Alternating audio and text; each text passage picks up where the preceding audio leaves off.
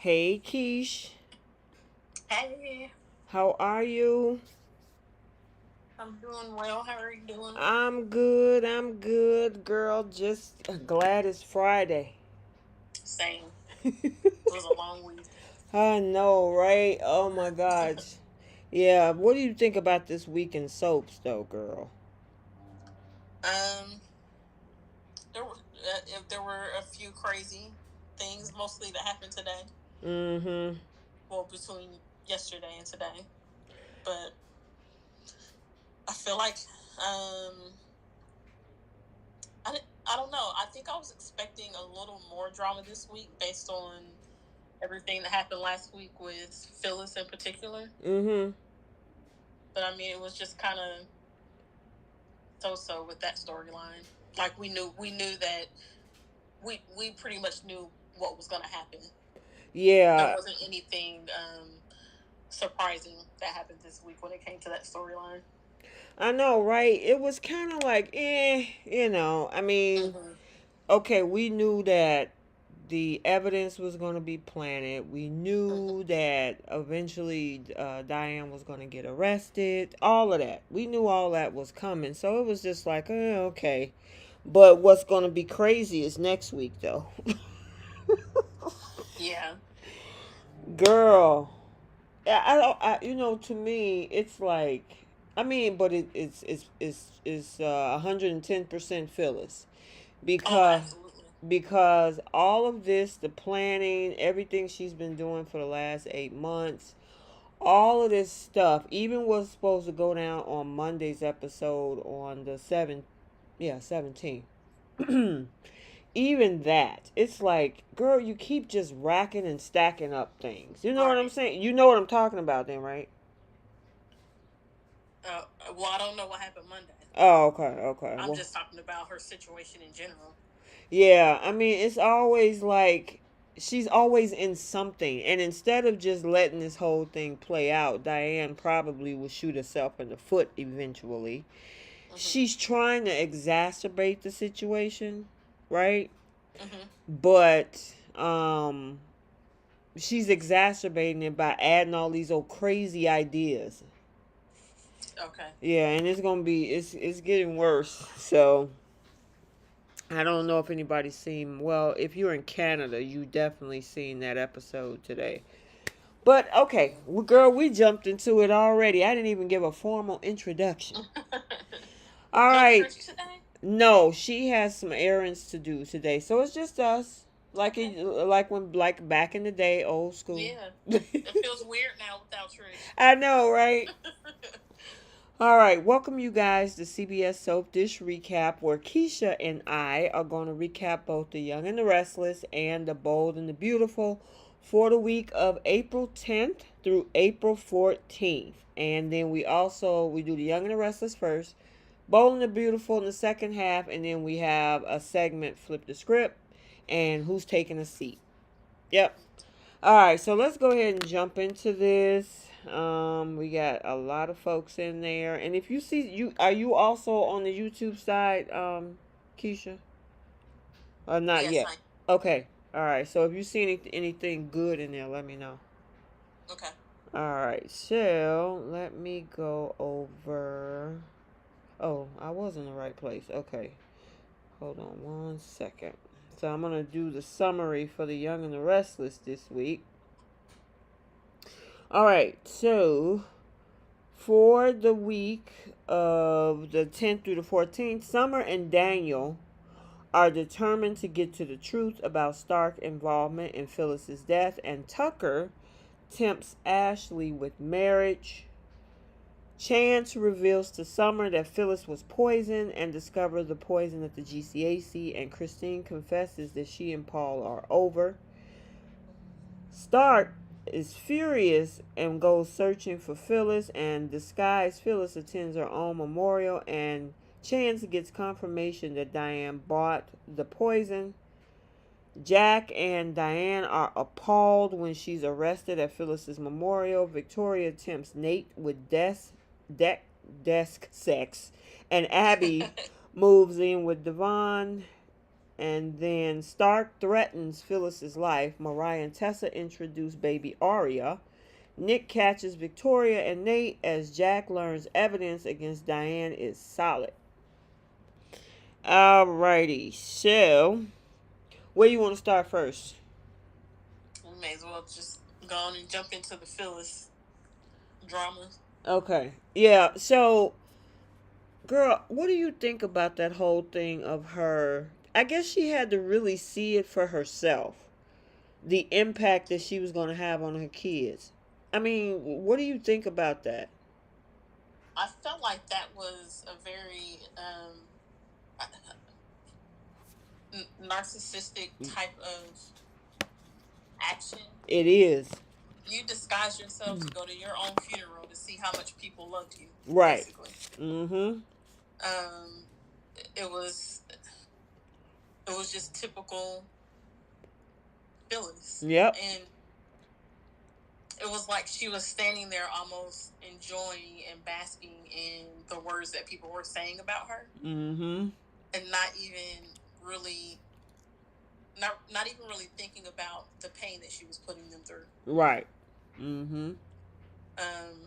Like, I don't know if she was just so disconnected with reality right now that she thought that her kids were going to bash her at the memorial, or that they weren't going to have any feelings about her having passed away. Like, that's what it kind of floors me about this situation, because it's like, what did you think your kids were going to feel, Phyllis? Like, just because you guys were on the outs and you were mad at each other and had disagreements didn't mean that they wanted you dead and that they wouldn't miss you if you did die. Right. So, yeah, I was very disgusted in the fact that she disguised herself to go to her own memorial service just to hear what people had to say about her. Yeah, she needed that validation. She needed to hear, first of all, she thought the world was mad at her. And they had every right to be because of the things that she was doing. Right? Yep.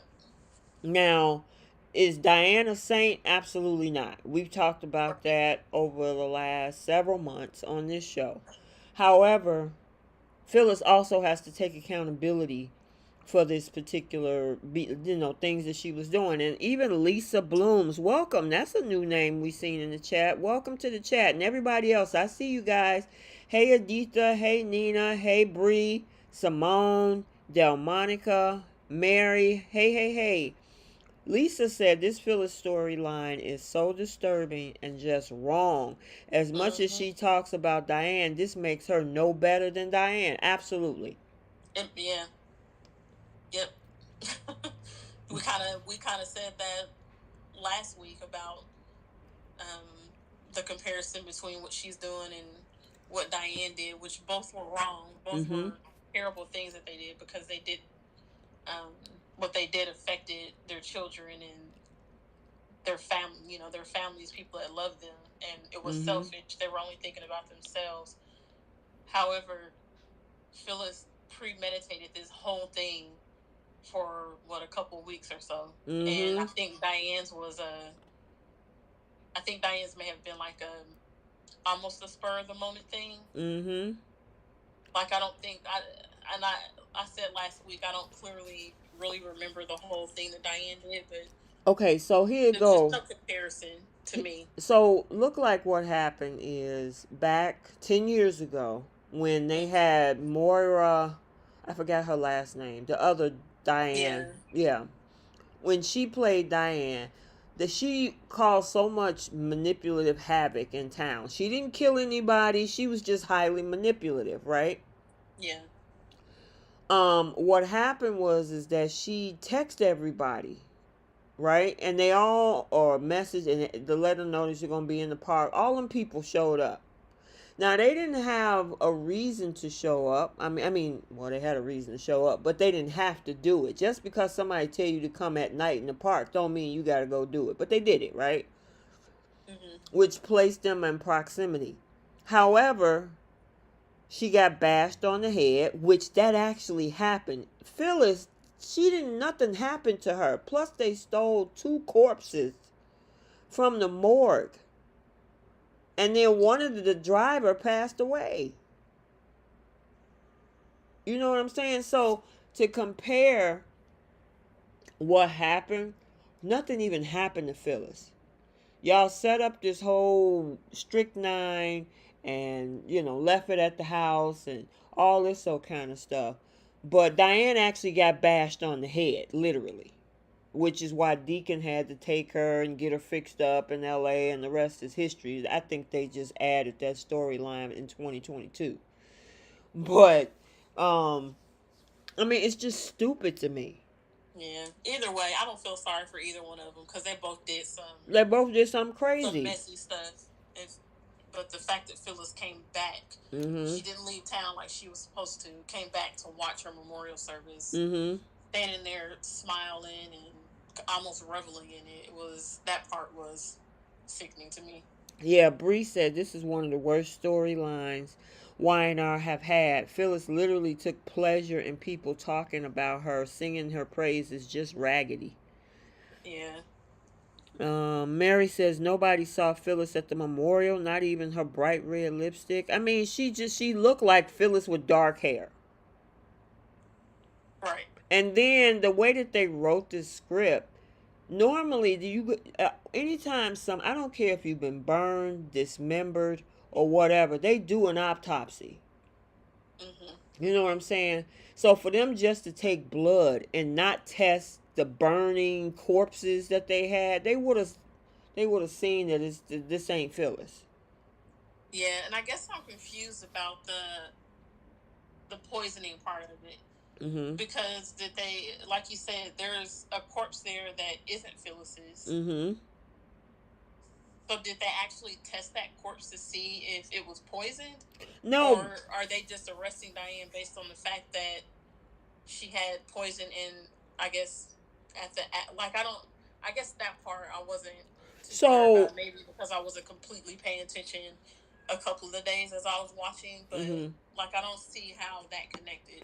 Okay, so they took some of her blood. They took some of her blood, right? Right.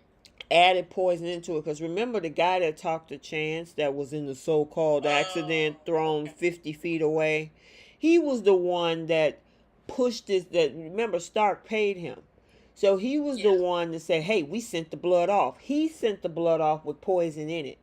Oh, okay. I didn't realize that they tested the blood for poison. Exactly. Okay, that makes sense now. The whole thing is just stupid. And to tie that storyline into the 50th anniversary of The Young and the Restless, why would you do that? Yeah. Y'all could have picked something else to tie in the 50th anniversary than this stupid storyline with Phyllis digging herself deeper and deeper in a hole and watching her kids lose their minds over losing their mom. Right.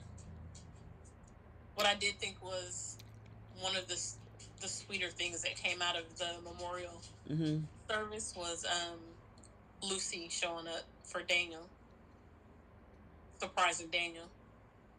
Yep. That was nice, but it was bittersweet because now you didn't hurt your granddaughter too. Right.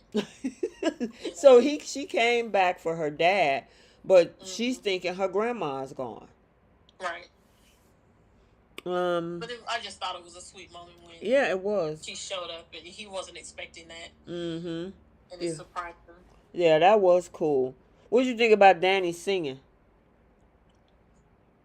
I mean, he's got a nice voice. Yeah, I kind of fast forwarded through that part. Me too. I did too. I'm like, oh, because when you at memorial services and funerals and somebody starts singing, it's like, oh, this is the part where the tears start coming and people falling out and all that. You know what I mean? So I don't know. And so I'm like, oh, I can't. I gotta fast forward. Yeah, Ice Woman 1887, welcome. That's a new name in our chat too. She said things are going to get worse for Phyllis on Monday. You are absolutely correct. I can't wait to hear this spoiling. Oh, wait a minute. Let me see. I'm going to send it to you in Messenger. Okay. So I don't want to spoil it for the people and you guys in there, don't spoil it unless I call out a spoiler alert. Because some people don't like spoilers on the live. So hold on. And this must be a big one then, because you usually don't care about yeah. Normally I don't. dropping hints for Monday. Okay. Yep. Well. Oh, hold on. But just watching, go ahead. Just watching Summer, I feel bad for. This is probably the most. I won't even say Summer's erratic. She's mad. This is the most angry I feel like I've ever seen this new Summer. Right. That's the only emotion that we've ever seen out of this summer. Yeah, and she's the actress is playing the mourning daughter role very well. Exactly. She's kind of like, it's almost like she's kind of out of it, but also kind of like, I'm going to nail whoever did this to my mom kind of attitude. So it was nice seeing that actress with that kind of emotion. Because we haven't seen that with this summer yet. That's true. Hold on one second. Okay. Did you get my message? I may have. I'm scared to check it because I oh, you don't want to get knocked off. Okay, got you. Yeah. Okay. Probably, I don't know if it. I haven't tried it with this this platform, but I know with the last one, anytime I swiped out of the screen, it'll throw you out. Yeah. Okay, then don't worry about it. You'll see it when you can. Okay. Yeah, Alyssa, I hope I'm not pronouncing your name incorrectly. I didn't even think about this being the 50th anniversary. Yeah, they definitely could have done better. Absolutely. Do something big and grand, and I don't know. I mean, first of all, I do appreciate the fact that they did bring back old characters, right? So I thought that was pretty cool. Then they dedicated that lounge to Neil, which he's a part of the history of that town.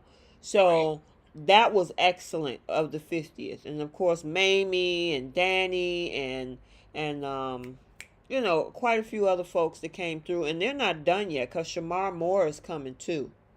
Yeah, I saw that somewhere. Yes, I saw that actually for sure yesterday or this morning actually. Yeah, so he's coming back as part of, I guess they're going to be trickling in over the next several weeks or maybe the rest of or months or whatever. Being that this is their 50th year, that they're probably going to just start trickling in folks from the past. Okay. So Shamar Moore is going to make a stop through here too. So I appreciate that. Bring back some of the blasts from the past and, the whole dedication to Neil and all that. Great. But this storyline right here was trash. I mean, and Michelle Stafford, I gotta say, I'm gonna give her credit for acting the script out. I just don't like the script. Yeah, I don't either. I think they could have did something so much better. And then they ruined it by first having Jeremy and Phyllis announce that they're married, and then you got Jack and Diane announce that they're married, and I was like with Nikki, like, okay, when did this turn into an event made for y'all? Right. And like I said last week, the whole plan just doesn't make sense because an unexpected last minute marriage, and then all of a sudden Phyllis is dead. To me, makes Jeremy look like the suspect, not Diane. Exactly. Because Jeremy has all the reason in the world to want to get rid of Phyllis because, he's going to get that money being her husband, unless she's got a will somewhere saying that nothing goes to him and everything will go to her kids, which she doesn't have. And here's the thing. Her biggest thing is putting Diane in jail. I mean, her biggest thing is putting Diane in jail, right? Well, and breaking up Jack and Diane. Well, it ain't working because it's drawing Jack even further into this relationship with Diane. I'm gonna vow to protect you. I don't care. Right. It's like, it's okay. So is she in jail? He's gonna just keep coming up there and making conjugal visits, possibly. I don't know. Right. He's basically determined to prove her innocence. Exactly. And to protect her. This has done nothing to detract him from Mary and Diane. Yeah, now somebody mentioned about Kyle and Summer's marriage. What do you think about that? because obviously with the one mom is in jail and the other Mm-hmm. mom is thought to be dead, and they're both, of course Kyle is like, my mama didn't do this, and Summer's like, oh yes she did. Right. Oh, it's definitely going to affect their marriage because Kyle doesn't want to believe that his mom is guilty, and Summer is absolutely convinced that she is. That's not going to that's not going to work well in a marriage when one person thinks that your mother is guilty of killing my mother and the other one doesn't. They're Right, always going to be at odds about that. exactly. I mean, girl, it's I'm wondering, is this the way to break up these two? Because here's the thing, unless Michelle Stafford is leaving the show, which I haven't seen any comings or goings or anything about that, some kind of way she's going to get out of this and come back Mm-hmm. from the dead, right? Right. My I have. question, go ahead, I'm sorry. Oh no, no, go ahead. So my question is, how can she do this? The only way I think she can get out of this is blame it all on Jeremy. That's exactly what I was getting ready to say. That's the only way. That's the only thing she can do is claim that Jeremy kidnapped her and then did something to make it look like she faked her own death while she was held captive Mm-hmm. somewhere in the basement. And he was threatening her life, and he did all of this because he hates Diane so much and wanted to set her up. That's literally the only thing that she can do. Yeah, because here's the thing. If she says that, that can excuse her kids being angry from her because they'll be glad that she's back. And that also Right. validates Daniel's original idea earlier this week that it was all on Stark. Yeah. And what I was wondering, like, so after today's episode, Mm-hmm. where Jeremy, is basically like everybody already thinks you're dead. I can kill you if I want to. If Mm-hmm. you don't do what I tell you to do, because there's no consequences that I'm going to suffer. Right. Everybody already thinks you're gone. Diane has been arrested for it. Um, so I, not to sound nonchalant about it, but all Phyllis has to do is kill him and then blame everything on him, and she's scot free. Other than the ambulance driver. Yeah, and now that dude probably got his money and he didn't jump ship. Right. You know what I'm saying? Hey Calvin, welcome. I see a lot of new names in the chat. Welcome you guys. He said my favorite part of the 50th anniversary was the return of the athletic club. I agree Yeah. with that. It is an iconic Yeah. set. I did like seeing the athletic club. Yeah, because we haven't seen the athletic club in a while. It's been either Society or the Grand Phoenix. Yeah.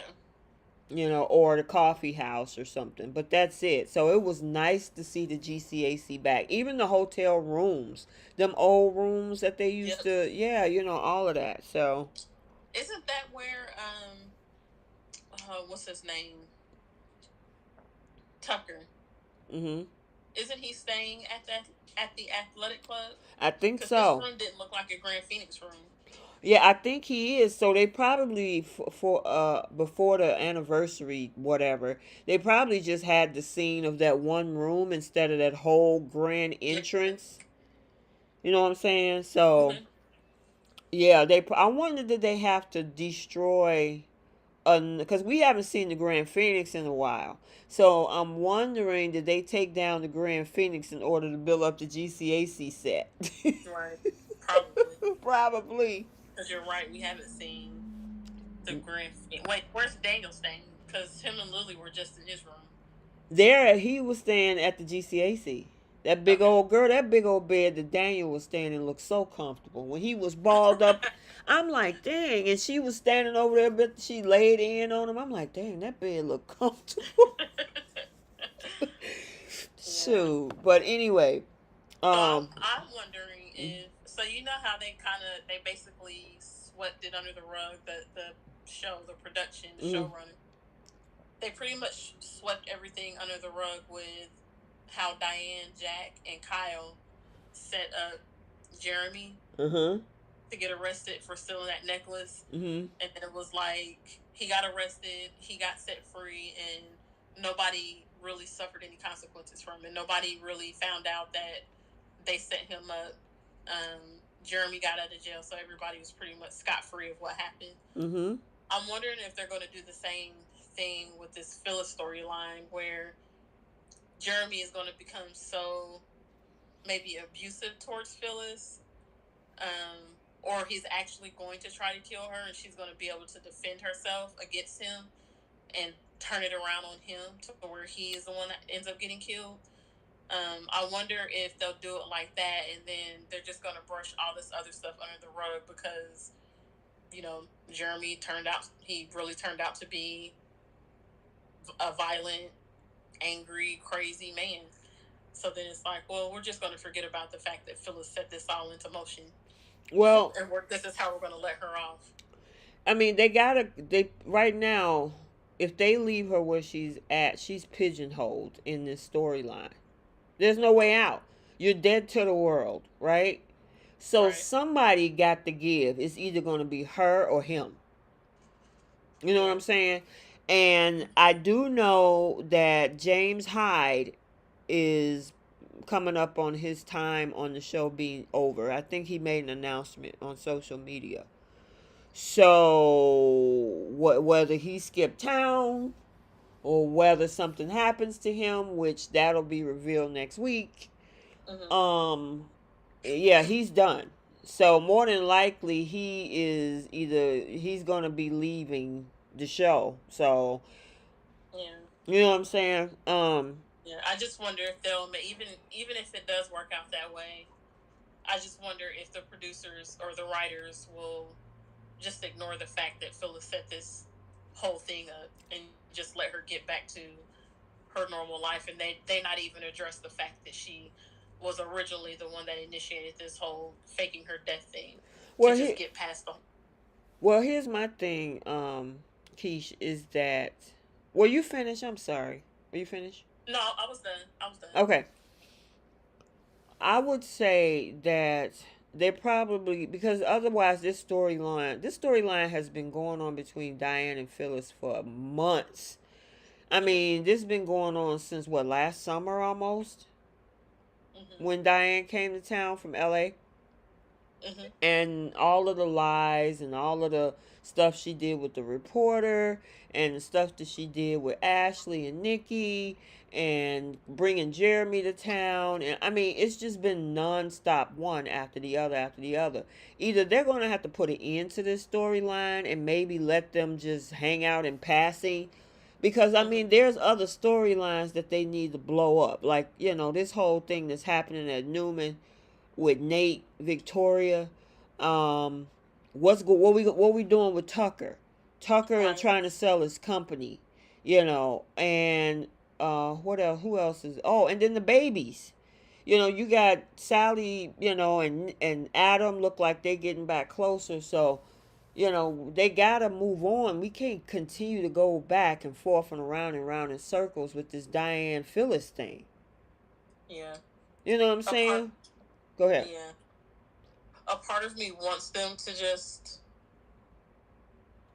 let everybody believe that everything was Stark and Phyllis had nothing to do with it, so we can move on. But another part of me wants everybody to find out that Phyllis was the one that actually set it up, because I feel like she deserves to have people angry at her for what she did to her kids. Yeah. What she did to Nick, because Nick loved her too. They weren't together, but Nick he will always love Phyllis in some way. And even though her and Jack were on the outs, right, Jack will still always love Phyllis in some way because they were still close friends. Her granddaughter, you know what I mean? Right. So I feel like she doesn't deserve to be let off the hook. Right. Start dying if that's what happens. Like, I feel like they deserve to find out that Phyllis was the one that actually set this in motion with Stark, and that she wasn't a victim. Exactly. Thank you, Helena. Thank you so much for the clapping hands in the super chats. Yeah, so Johnny Passmore, He had another comment. He said on Monday's show, Stark was going after Phyllis in the bathroom. Yes, that is true. Um, I like Jack and Diane. Tucker will come to know Phyllis is not dead. Diane helped. Oh, Phyllis is not dead. Which, yeah, I heard Michael is supposed to have a moral something about going on with Michael next week. Either Tucker or Michael or both is probably going to get some information that they're going to be struggling with next week, which is, Jeremy, I don't know. I told you not to say anything. Um, yeah, well, what I will say over here with the spoiler alerts, I usually announce them out beforehand. So I know I think you're probably new here, but yeah. Um, Aditya said they need to write Diane and Phyllis to make up and be friends. Nothing like Brooke and Taylor fake behind friendships. I That don't is think. hilarious. I think this is even uh, would be even more unrealistic than Brooke and Taylor, because these two women hate each other with a passion. Yeah, they Like, do. I don't think Brooke and Taylor have ever tried to kill each other or harm each other in some way. I feel like Phyllis and Diane both have done things to try to like physically harm each other. Mm-hmm. Yeah, I agree with you. The most that Brooke and Taylor did was like throw each other into the pool or a chocolate fountain Yeah. or something, right? Yeah, they have petty little cat fights. Spats. Yeah. Yeah, fights. They don't have. I feel like Diane and Phyllis have brawls. Like, they're trying to ruin each other's lives. Yeah, exactly. And even Brooke is not that vindictive. Exactly. Exactly. Um, wait a minute. TA, I'm glad you're here. She said, "Hi, ladies. Finally got y'all live. Love this collab. Y'all are awesome. I'm glad you Thank enjoy you. it. Yeah, thank you." Yeah, the Phyllis storyline is hard to watch. Old Stephanie and Brooke hated each other with a passion, but they became friends. Did they try to kill each other? Brooke and Yeah, Stephanie? they never. I mean, not that I remember. I don't remember Stephanie ever trying to kill Brooke. Well, I she know that did they set hated each her up other. to get raped. Remember? Who did? Stephanie? Oh no, I don't remember that. Mm-hmm. She did By set her who? up to get raped. Oh, well, that's awful. Yeah, that was awful. That was bad. That was bad. Good grief. Hey Duran, thanks for the waving pink hand. Um, yeah, And and huh? and Aditha, when they made Stephanie and Brooke friends in the end, when Stephanie was leaving the show, if that was also unrealistic and ridiculous. I hated. That was probably one of my most disliked storylines on Bold and Beautiful. That was ridiculous. Ooh, Aditha said Stephanie gave Brooke a gun to I'm Unalive. trying to say, well, she didn't attempt to unalive herself. I remember that. Mm-hmm. Taylor and Brooke never tried to. Yeah, right. A vial of blood should not be. Yeah, Helena, Keisha and I was just talking about that. A vial of blood should not be enough to just arrest somebody. You needed to do an autopsy on that body, and it would have told you that that was not Phyllis. Right. I mean, come on, the GC. I don't know who's worse, Lieutenant Baker or the GCAC. I think they're probably neck and neck. Exactly. Y'all letting criminals get away and run and stuff, and then on this side, all y'all jacked up blood tests and whatnot. Girl, that's so Right. crazy. Okay. So, what did you think about what happened in the hotel room with Jeremy? I mean, she was like, "You ain't gonna tell me what to do. You don't know who you messing with." Blah blah blah. And did you see Jeremy just sit there calmly, wait till she got through, and Mm-hmm. and then he just went in. I'm like, okay. Yep. Jeremy shook some sense into her Yeah. and told her, like, keep playing with me if you want to, but everybody else already thinks that you're gone, so I can make you disappear for real and nobody will blink an eye because they don't know what's going on right now. And I he's right. don't I don't know why that dude is a hardcore criminal. Why would she even think?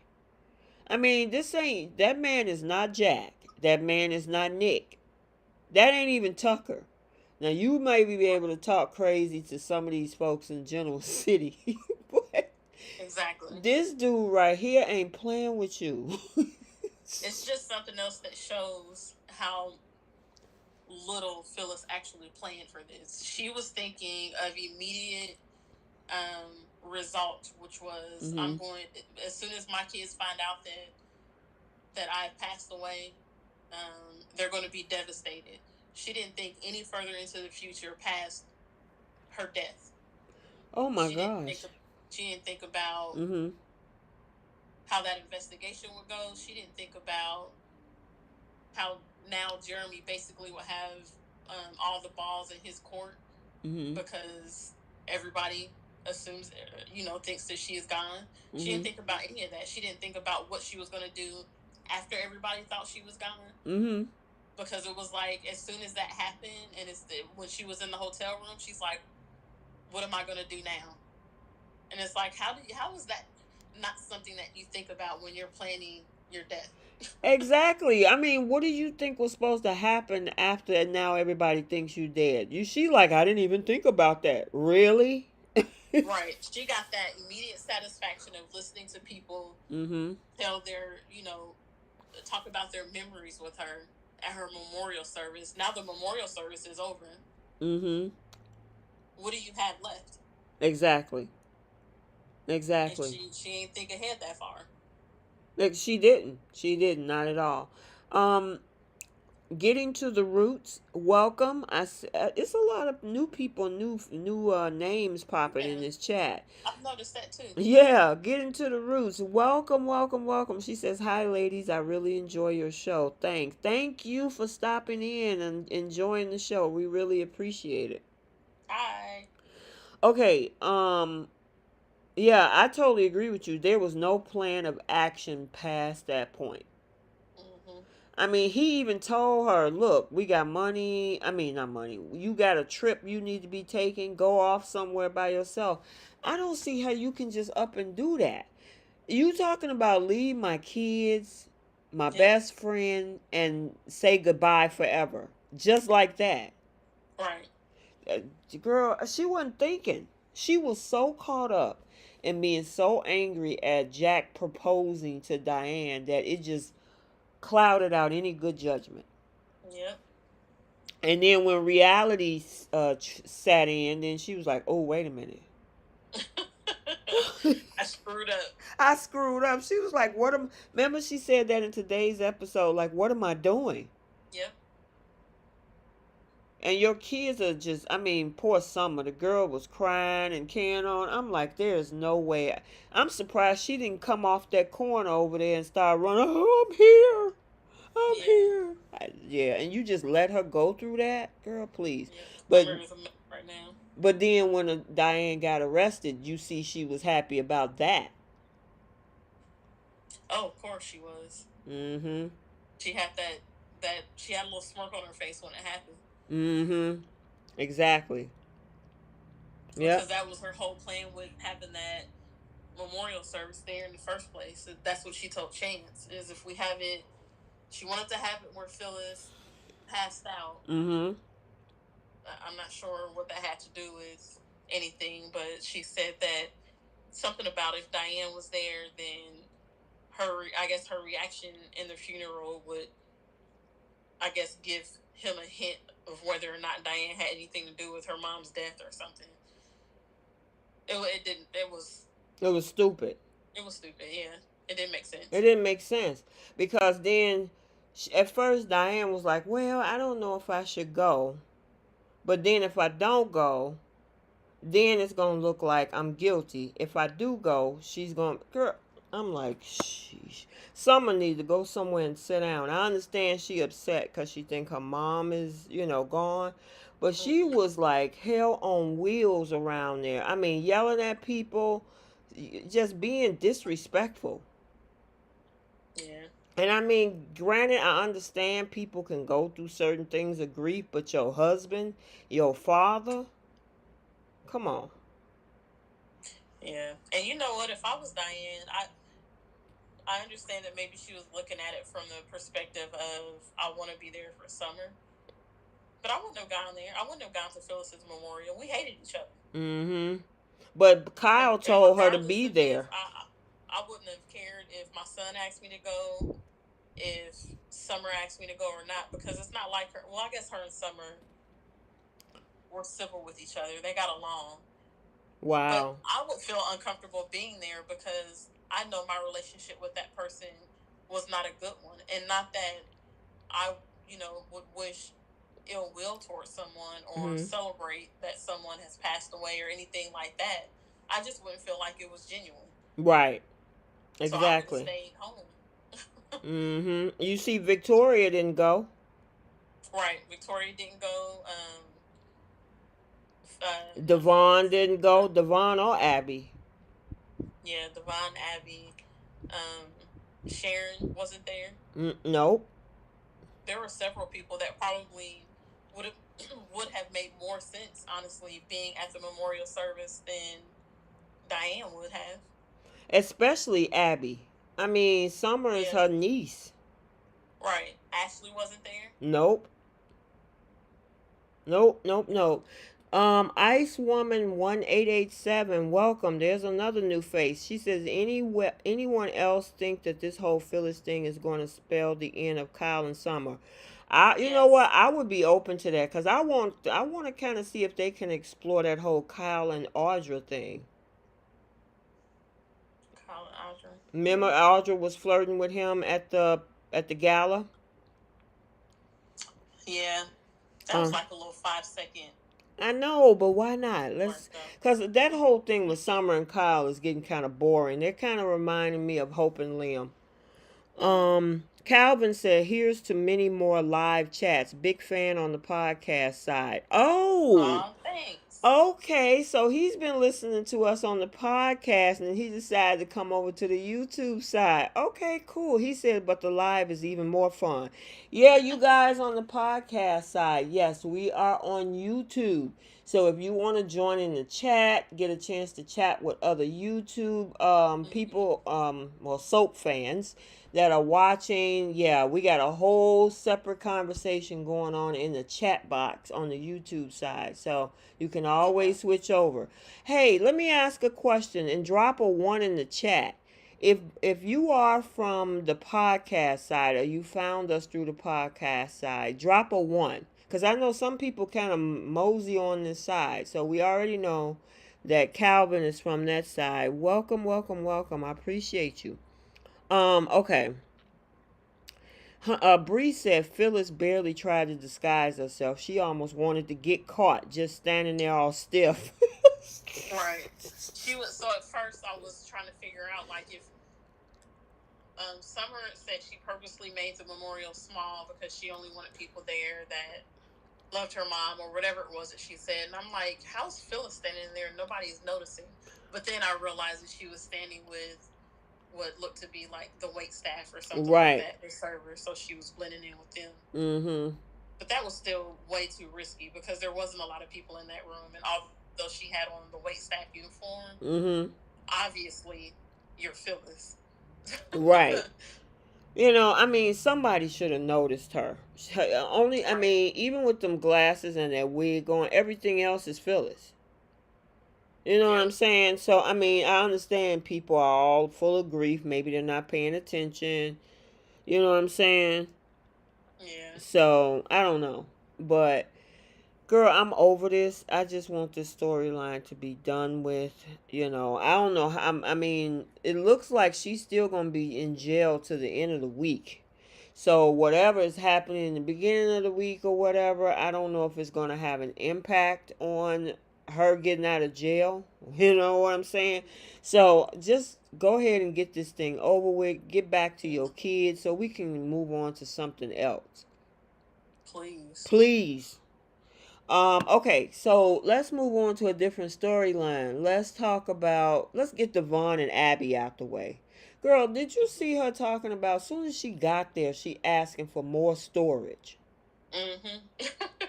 I'm like, girl, who moves in with somebody talking about, do we need to get a bigger space downstairs and all this? I'm like, Abby, you haven't even been Chill there out. 5 minutes. Right. Yeah. Also, go ahead. I'm sorry. I don't know. I was just gonna say, yeah, there wasn't. What was that, like a 5 minute scene with the two of them? There Yeah, was that's why I wanted to legit. get that out the way. Yeah. Cause all that was going on while the memorial was going Yep. on. Okay, and then the other thing that we had this week. Let's talk before we get to that other thing, because I know we probably got a lot to say about that. But the little sweet moments between Adam and Sally, Mm-hmm. where he felt the baby kick, and she saw um, Tessa and Mariah's little baby, and she was so excited, and her and Adam are like, "Oh, we so happy," I kind of enjoyed those scenes. I did too, and I like that she invited Adam to her appointment Mm-hmm. to find out the sex of the baby. Mm-hmm. I thought that was nice as well. She was honest with him. She was like, "Look, Nick is gonna be there too, FYI." But I But don't I will think he be showed there. up, did he? They didn't have the appointment yet. Oh, okay, got you. Okay. Yeah. Yeah, TA says Abby and Devon is a snooze fest. Except when they get to doing them sex scenes, Listen, they have every them all over the place in those moments. I know is on the floor, on the stairs, on the stereo, on the couch. I'm like, am I watching daytime TV or is this Cinemax? Right. Girl, it's like what? Anyway, yeah, I don't know what it is. I just can't get into those two. They better off as friends to me. What do you think? I don't know. I'm warming up to them. You are? Yeah. Okay. Okay. I think it's to me it's gotten a little bit better since the first kiss between them. Mm-hmm. It doesn't feel as awkward anymore or forced like it did in the beginning. Adita Lee says that's the only okay, I think that's the only scene I watched and I liked it. I hope they put Adam and Sally together and Phyllis found to be alive so I can continue to watch the soap. Yeah, well, that would be nice if they did all that in a perfect world. We might I have to can't wait a imagine. while. Go ahead. I can't imagine that they are not going to eventually put Adam and Sally back together. Yeah, I I think believe it that's the too. whole reason why they did the storyline of Sally being pregnant. I honestly believe that too, and get Nick out the way. To me, he's just interference. It's just I don't know. It's distasteful to me. It's like Nick, it's not your kid. Let it go. These two, I understand that you might like her. She's cool. Maybe she's not dating your brother, but you do know that man is still in love with her, and she's carrying his kid. Yeah, I think I wouldn't be as annoyed with Nick if he would commit to Sally, and he still hasn't done that. And she's Right. even asked him. I think she's asked him a couple of times, "What are we doing?" And he always gives like that casual, nonchalant, "Let's just see where this goes" kind of answer. Mm-hmm. Like he tells her that he really cares about her. He wants her to be happy. He wants to make her happy and all that kind of stuff. But he's giving her just generic, "I care about you" answers, and nothing about how he loves her. And if he knows that his brother is still in love with her, Mm-hmm. obviously there's something there, in Sally's feelings as well. Then he just needs to step away. Yeah, I agree. Like, why hang around and hang on to Sally and almost like you have her locked away in a house when you can't even decide whether or not you want to be truly for real committed to her and in a Exactly. relationship with her. Exactly. Ice Woman 1887 says Sally has been spending less time with Nick, so she is less hustle with Adam. You know what? And then somebody said, oh yeah, she also said it seems like Nick is just with Sally to keep her from Adam. What do you think Mm-hmm. about that? That's how it appears. Because Yeah. if he's not ready to commit to her, and she's asked a couple of times, "What are we doing? What are we doing here? You know, what are we gonna call this, or whatever it was that she's asked him in the past." And he's not. He can't tell her, "I only want to be with you," or "I'm in love with you," or giving her the "we'll see where it goes" answer. Then, to me, he's not. Just doesn't sound like he's ready to really fully commit to her. So if he's not ready to commit to her, but Mm-hmm. knows that his brother still wants a chance with her, Mm-hmm. it does seem like he's only with her to keep her away from Adam, because he doesn't want Adam to have her either. Right. That's true. That is true. The Which is one unfair, especially now that she's pregnant.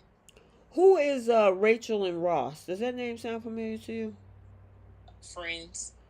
Oh, on Friends. Okay, because Dewan says Adam and Sally are Rachel and Ross. What do you think? I don't know. I haven't watched Friends. Um, I don't think they have had enough back and forth with each other to be labeled a Rachel and Ross. I feel like Rachel and Ross they had, like, if I remember correctly, a few stints of where they were together and then they broke up and Mm-hmm. dated other people and got back together. And then I felt like there was a long stint of time where they weren't together. Mm-hmm. And then I think they end up together in the end before the show goes off the air. Oh, okay, So gotcha. I don't know. I don't think there's been enough back and forth between the two of them to be labeled a Rachel and Ross yet. Okay, gotcha. They need a couple more rounds of getting together and breaking up. Okay, gotcha. TA says Nick is annoying and always just like to take everything Adam has. He's ridiculous. They that both Victoria and Nicholas, when it comes to Adam, that's what irritates me about Victor. It's like, dude, you do realize your other kids don't want him around.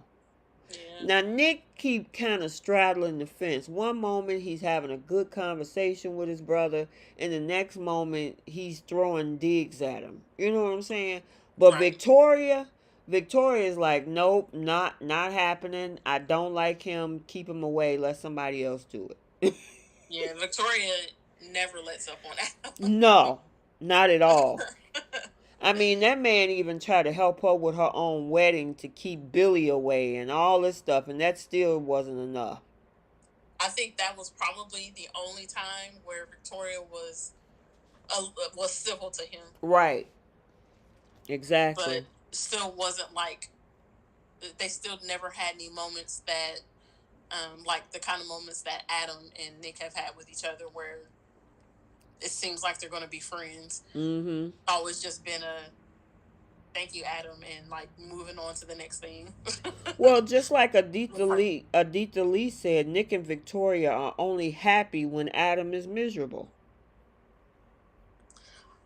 I don't think Nick is. I think Victoria is. Mm-hmm. I agree with that. I think Nick has I think he has a little bit of a small, little, tiny, dime size soft spot in his heart for Adam. You said a dime. I don't think Victoria Mm-hmm. has any soft spot anywhere on her body, in her heart, in her brain, anywhere for Adam. I think she wants Adam to be miserable for the rest of his life. I don't think she has ever uttered any. I don't think they've ever really had a for real friendly conversation like Nick and Adam have had. Mm-hmm. Like, she just has absolutely no love for Adam at all. None. Nick, on the other hand, even though he gets his little digs in and is doing stuff like taking Adam's women from him or whatever you want to call it, Mm-hmm. I think he would still help Adam when he needed it. Like, if Adam was in some kind of a pinch or something like that, like, I don't think that he would completely turn his back on him. Yeah, and that's a good question. Well, first of all, hello, Lena Smith. Thank you for the hello and the pink wave. Um, Chance and Sharon would be great. I don't know if they're gonna go down that route. Cause I heard a rumor that they're trying to put that's not gonna work out, and they're gonna try to put Chance with Elena. Oh yeah.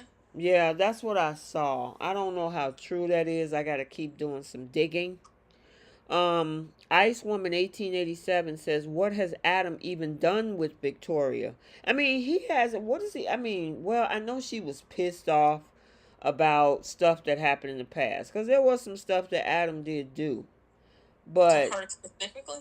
not to her specifically. No, nope, not to her specifically. I don't know that girl. Yeah. She's the Ice Queen. That's all I I'm gonna mean, call her. the only thing I can think of is just the stuff that he's done directly to Victor. Right. Like, you know, I would be pissed off at somebody if they tried to do something to my dad too. Right. But I That don't makes think he's sense. ever done anything direct other than like the business stuff, trying to,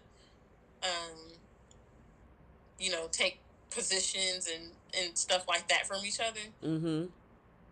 I don't think that that Adam has ever done anything to her specifically outside of the business, you know, outside of the Newman. Now, Bree said, "I think Victoria hasn't forgotten Adam for his role in what happened to Delia. But that might be a stretch," she says. But Victoria Yeah. knows Adam is Victor's real protege. I I think don't. that. Go ahead. Oh, sorry. No, I was gonna say I honestly think that there is some competition between those two, because Victoria knows that Victor really wants Adam to be a part of his life, and she Yeah. also know that Adam is extremely intelligent. I mean, the man graduated from Harvard Business School, so in the business world, she knows that he's a competitor, even though that's her brother, Right. and she And don't. Go ahead. I, I was just gonna say, and I don't think I've ever heard Victoria bring up the Delia thing when it comes to Adam. Me either. And as a matter of fact, I think that she's tried to get Billy before, like when they were together, Mm-hmm. or to get not get past it, as in forget about what happened to Delia, but to get past his anger because it was consuming him so much. Mm-hmm. But I can't say that I ever remember her throwing Delia in Adam's face. Hers is like what you said. It's more about the relationship with their dad and how much Adam is like Victor. Mm-hmm.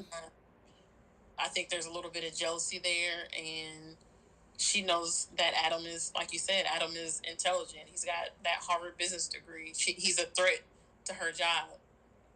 Yeah, do you see what Aditya Lee? She said Victoria resents Adam because when he came on the scene as an adult, Victor put him in charge over Newman Media when Victor went missing, and he wouldn't listen to Victoria Nick when it came to business. He did try because he did run that company for a little while, didn't he? Yeah. I think there's been a couple of times where Adam was in charge, and then, of course, Victor always comes up with an excuse to have him removed or replaced. Exactly. So, I think her resentment with Adam is completely focused on the business and nothing else. She also said when Victor came back, he disowned Adam for trying to run the business ruthlessly the way that he felt Victor would have done. He also took lessons from Victor's book and made business moves off his dad's moves. I guess that's what that is. So Yeah, and I think he tried to. Didn't he do something um, to where he was trying to kill Victor or something like that? well, it was Or something about some poison. Remember? yeah. Because that's when Nate almost lost his job. He was dating Abby at the time. Oh yeah. Okay. Mm-hmm. So, yep. All right. Since we talking about Victoria, we need to move on into that storyline because Nate couldn't control himself this week. He's been trying, but he gave Yeah. it up. Yeah. Girl, they was tearing that office up. I haven't seen a scene like that since the one with Bill and Quinn. But I think Bill and Quinn was worse. Yeah, Bill and Quinn they destroyed the room. They destroyed. It was broken lamps. Yeah, all he did was knock some stuff off the desk. Yeah, I mean, it was crazy, girl. And then Audra over there standing there listening like a little kid. I'm like, girl, if you don't. Nick was like, Audra, how are you? And then she played it off. I was cracking up when she was like, if you're looking for a sister, she's in her office. Girl, I thought he was going to walk in right then and there, and then he finally came up in there. They were still at it on that desk. They sure were. Oh my God, girl, that was so funny. I'm like, they would have been better off just not answering the door and acting like they weren't in there. They would have been better off going back to somebody's hotel suite or something. I mean, seriously, in the CEO office? Yeah. Girl, anybody could have. Girl, Victor already walked in on Abby and Devon. Now he get to walk in on Victoria and Nate. Girl. But I will. My question is, I wonder why was Nick so upset about it? Because this isn't the first time that Newman employees have dated each other.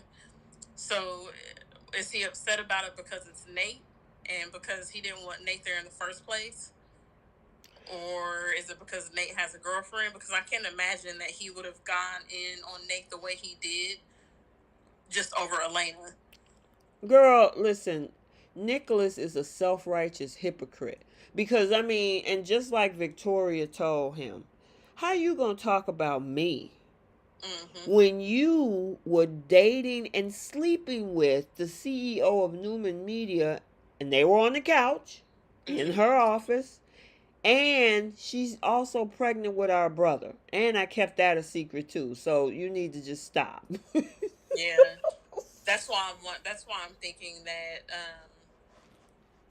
it's just because right now Nick doesn't like Nate because of all the stuff that Nate has done to his own family. Yep. Hold on. Medora Bohannon, welcome. There's another new name. She said, didn't Victor put Adam in prison? Did he? Yeah, he did. He did. I can't remember what for, but I do remember Adam being in jail for a bit. Oh, yeah, I do too. And hey Nana, welcome. Thanks for the super chat, Helena. She said, oh. Nina Diamante says, girl, all these new folks. I am so happy that you guys are jumping in the chat. Also, why? Because I'm seeing a lot of new faces. We got our OGs over here, and no, what was I gonna say? No, slide, shade. Okay, no shade. No shade to my OGs that come here every week, but I also want to give a thanks and send a shout out to all the newbies that's coming up in here today. Melinda Pierce, she says, it was so funny when Nick kept talking about Victoria's hair. Oh, yeah. Yeah, that was funny. He was like, do you always wear your hair like that? Exactly. And then told her to brush it.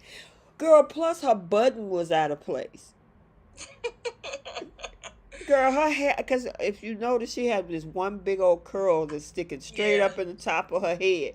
And he was like, do you always wear your hair like that? And she was like, what are you talking about? Ain't nothing wrong with my hair. Well, what about that button in the wrong place? And then he picked up all of the papers and the folders that was underneath her desk and just dropped them on her desk. That was hilarious. I was rolling. I said, girl, you know you can't hide that. Right. And girl, and no telling, it's hot and steamy up in that room. My question is, did they even do the do, or was they trying to do the do? I'm not sure. Because she still had a skirt on, and yeah, go ahead. I was gonna say when Nick knocked on the door and they kind of like scrambled to, button everything back up. Nate didn't have to button up his pants. So I think maybe they hadn't gotten to that point yet. Cause I'm like, she was still, and they was just laughing and throwing stuff on the floor, and all this so kind of stuff, and I'm like, okay, with all this mess that you making, did y'all even do anything, or y'all just trying Right. to figure out how to do whatever on that desk? Don't they have a couch in that room? There's a Yeah, they couch really in that tried. office. You know they had to be dramatic about it. Right. Nina Diamiotti, welcome. Nate broke up with Abby because he didn't agree with Newman ethics. Now he can't get enough of Newman ethics. Right. Exactly. I guess there's no medical license at stake. That's a good one, Nina. Yeah. Medora says Nick was upset when Victoria fired Sally for being with Nick. Yeah, Yeah, he that's was. true. Yeah, he was not happy about that. And Delmonica said trying. Yeah, they were. They. I don't think they actually were able to do anything except destroy that room. Yeah. But Victoria she was making a bunch of sound effects for them not to be doing nothing though. Girl, that was so crazy to me. I mean, and it was funny though. And he just dropped them papers on her desk from midair and walked out. uh, I was rolling, girl. I was like, that's what you get. Because you sitting up there lying through your teeth. And right. that man he knows because he's done it. So So, Helena thinks that Victor. She says, "I actually love Victoria and Nate, but Victor will hit the fan. Will hit the fan. He already has Abby with Devon. I actually don't think. I think the only thing that Victor may be mad about when it comes to this is because he Nate works for Victoria. mm-hmm. But other than that, I don't think because Victor, has never had a problem with Nate. Mm-hmm. He likes Nate, so unless he's got an issue with her dating one of her employees, I don't think that he'll care. I don't think he'll have any. I don't think he'll say anything about it. Girl, that somebody said this earlier, talking about sexual harassment. Yeah, Oh yeah, Ice we had talked Woman. about that before. Yeah, we talked about that the previous lives. Ice Woman 1887 said this whole Victoria and Nate thing is sexual harassment on Victoria's part. You are Yep. absolutely correct. I mean, seriously, but he finally decided to give in on his own, though. Yeah, he initiated it this time. Yeah, he initiated this time. Medora says she loved when Nick brought up Ashlyn, and she got mad about that. She did. She got mad. I'm wondering, is Elena still going to bring JT to town? I keep seeing that he's supposed to be coming back to the show. I don't know for how long, but Okay. I've seen a few times on Twitter that actor is supposed to come back to YNR. Okay. Well, I guess that's going to be interesting. She don't want to talk about Ashlyn. I wonder if she want to talk about JT. Mm-hmm. Probably not. Mm-mm. Nina says blame it on the alcohol because they was drinking. Yeah, I don't think it had anything to do with the alcohol. No. I Mm-mm. think if anything, the alcohol encouraged them to do what they really wanted to do. Exactly. Exactly. Let me ask Not you make them this. do something they didn't want to do. Like we know that Brooke likes to blame Yeah, she alcohol and that kind of stuff. exactly. Do you think that Hope and Thomas would end up doing what happened with Nate and Victoria? Oh, we'll get there. Girl, they making we gonna talk about that later, but they are dragging this with her. How many days that we gonna Yeah, see her trying to fight her feelings? that's what I want to know too. Cause y'all really trying to drag the fans to the edge and like, come on, Mm-hmm. just get on with it. Cause Liam is really annoying right now. So, but we'll talk about that later. Yeah. Oh, so what do you think about when Nate was at the bar and Nick came over and they were throwing jabs at each other? He's gonna sit up there talking, I don't know what you're talking about. He was like, I had this conversation with Victoria again, and I'm not gonna do. I had this conversation with Victoria already, and I'm not about to do it again. Right. I don't. My thing, and so that was when Nick said something about how um, he betrayed his own family, and that's why he doesn't trust them. But my thing is, if I was Nate, Mm-hmm. I don't think Nick is in his chain of command. So I would have been like, I don't have. I mean, you might be a Newman, but you're not my boss. So as long as Victoria is happy with me, I don't have to sit here and listen to this from you. I'll see you later. Especially coming from where he's coming from. I mean, that's how how it all went down with Sally. So I mean, Right. dude, going somewhere. And then Elena shows up. Yep. And she like, oh, so what y'all talking about? And then they looking at each other like, and then Nate got the nerve to say something crass at Nicholas. I'm like, don't poke the bear. Exactly. Exactly. Because I was Nicholas, surprised that Nate did that. yeah, he tried to double down, talking about he coming in here, and I'm tired of hearing him talk about what happened in Chancellor Winters, and I'll never, dude, you just was in there with his sister. Mm-hmm. Slow your roll. Slow your roll.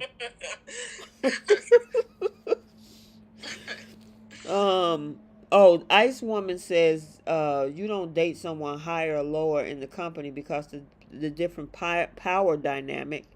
Yep, that's true. Aditya. That's why. Mm-hmm. That's why in this situation, if Nate wanted to, like I know Victoria is in the position of power, but if Nate wanted to, he could complain about it, and there really wouldn't be much that she could say because it would be her word against his. And normally, I mean, I can't say normally it's the person that is not in power that is believed, but for the most part, the so-called victim. It's more common for the person in power to be the one trying to, pursue something sexual with the person that is not in power.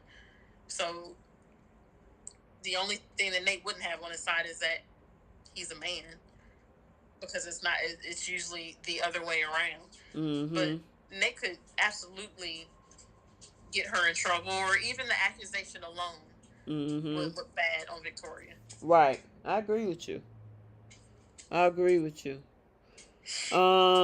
Okay. Did we cover everything? The only other thing was Tucker. Okay. I get annoyed with both him and Ashley, because I feel like Ashley is stringing him along. Right. I think she has developed feelings for him again, but I still feel like she's stringing him along. And then my annoyance with Tucker is that when Ashley is not around and he's with Audra, and I think I've said this before, he's super flirty with Audra. And it's like, you can't in one scene tell Ashley you want to be with her, you're going to prove yourself to her, you're going to do all these things so she knows that you're serious about bettering yourself, and then in the next scene you're all sniffing up Audra's skirt. Right. You know what I mean? Yeah, it looks messy. It does. And then with Ashley, it's annoying because I feel like he's a grown man, and you telling him you still have work to do to prove yourself to me. Like, I'm sorry, but I'm not about to jump through hoops and kiss your butt every second of the day to try to prove to you that I've changed. Either you're going to believe me at this point, or you're not. Because it's been months now. I can understand if this was his first go at it, like just got back into town, hadn't seen each other for years or whatever. Understandable. But after several months, and you're still telling me I have something to prove to you, at this point, you're either going to take me as I am, or we're just going to walk away from each other, because I'm not about to kiss your butt to get you to believe me. Well, you did see that preview for next week. She was like, Tucker was like, you know what? I'm going to sell this company and I'm getting out of here. And she was sitting up there looking crazy. If you want that dude, go get him. Yeah, stop playing hard to get. Stop playing with this man. She really, truly wants to be with Tucker. And I actually think they make a nice on-screen couple. I do too. And get Audra out of that whole orbit. Yeah. You know, I mean, she just, their relationship, Audra and Tucker's relationship is purely sexual and is transactional. There is Yep. no emotions, there's no feelings. It's just, let's go have some fun. And then he, like you just said, Keish, he goes right over to Ashley and says, "Oh, I love you so much and I want to be with you," and blah, blah, blah, blah, Mm-hmm. blah. And then she plays hard to get. And it's like, what are y'all doing? Are y'all going to put these two together or what? Yeah, like give him a chance or don't give him a chance and tell him you're not going to give him a chance and just because what else? What do you have? What does she have to gain from this? Exactly. She's already, paid his debt or whatever it was that she did with his company. She's already done that. So like, what else are you? What are you looking for here? What are you waiting for? Right. And you know she won't. She already slept with him. And he was Mm-hmm. trying to seduce her by rubbing her hair and touching her legs and knees and stuff. And then she turned him down trying to play hard to get. And it's like, either y'all gonna do what y'all gonna do or somebody need to go home. Somebody Right. need to go Right. home. And I'm still annoyed that Devon doesn't want to buy his Oh company. God, girl, I forgot about. I just thought about that when you was talking. I was so mad at Devon for that. But Yeah. here's the interesting thing. But let me make sure I mention this comment. Martha Ulrich, welcome, another new face in the chat. And she says, "I like how the writers are finally having people call other people for being," and then she has hypocritical. Yeah, there's Mm-hmm. I mean, that whole thing with Nicholas was definitely hypocritical, and her sister, I mean, his sister called him out on it. Yeah. And again, welcome to the chat. All you guys, these new faces and new names. I can't see your face, but your new names in the chat. We have a regular crew over here every week, and I see the newbies, so I appreciate you. Um, There was a few comments in there mhm. that said that they liked the moment between Christine and Lauren when Oh Christine was yeah, telling Lauren about her breakup with Paul. yeah. That's the other thing. Okay, so we'll touch on the breakup with Paul right quick, which I knew something had to give with that. But going back to Yeah. Devon.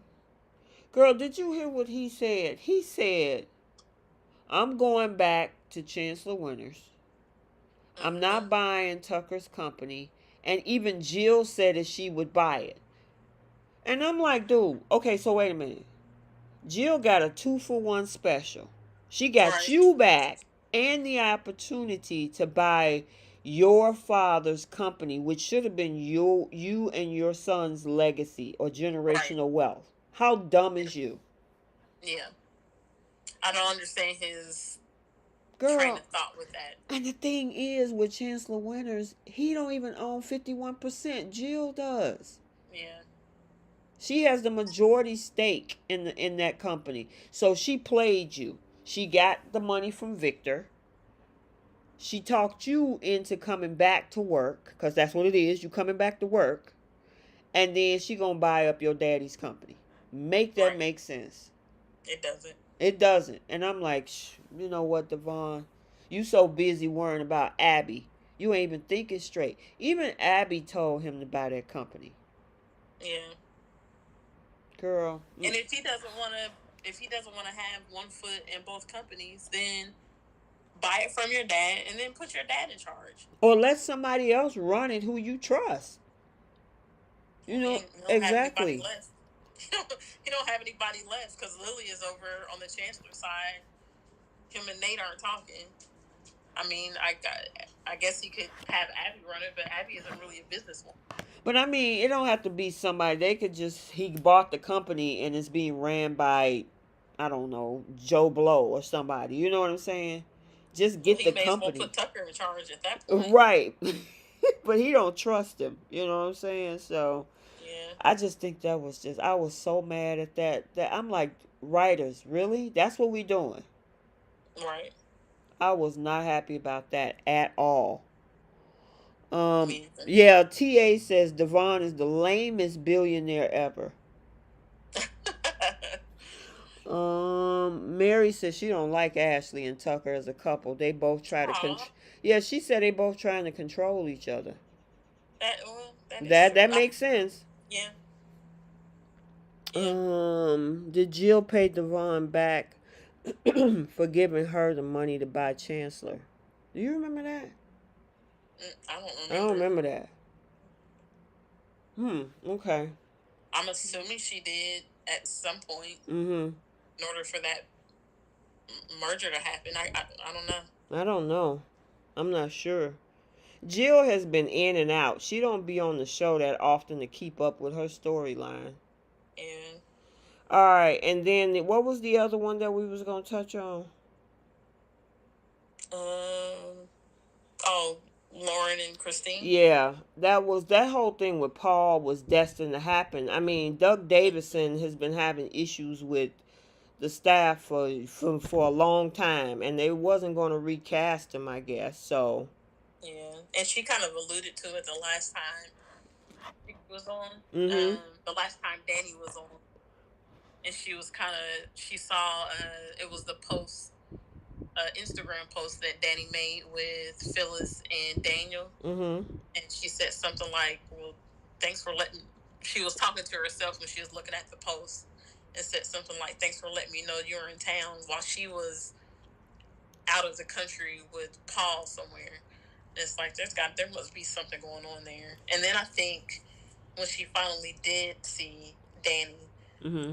there was something that she said in their conversation that made it seem as if her and Paul were having problems. But she didn't outright say they were having problems. It was just something that kind of alluded to the fact that there were some issues going on there. Exactly. But it was nice to see them two together. You Yeah. know, a little girls' time and some conversation. Mm-hmm.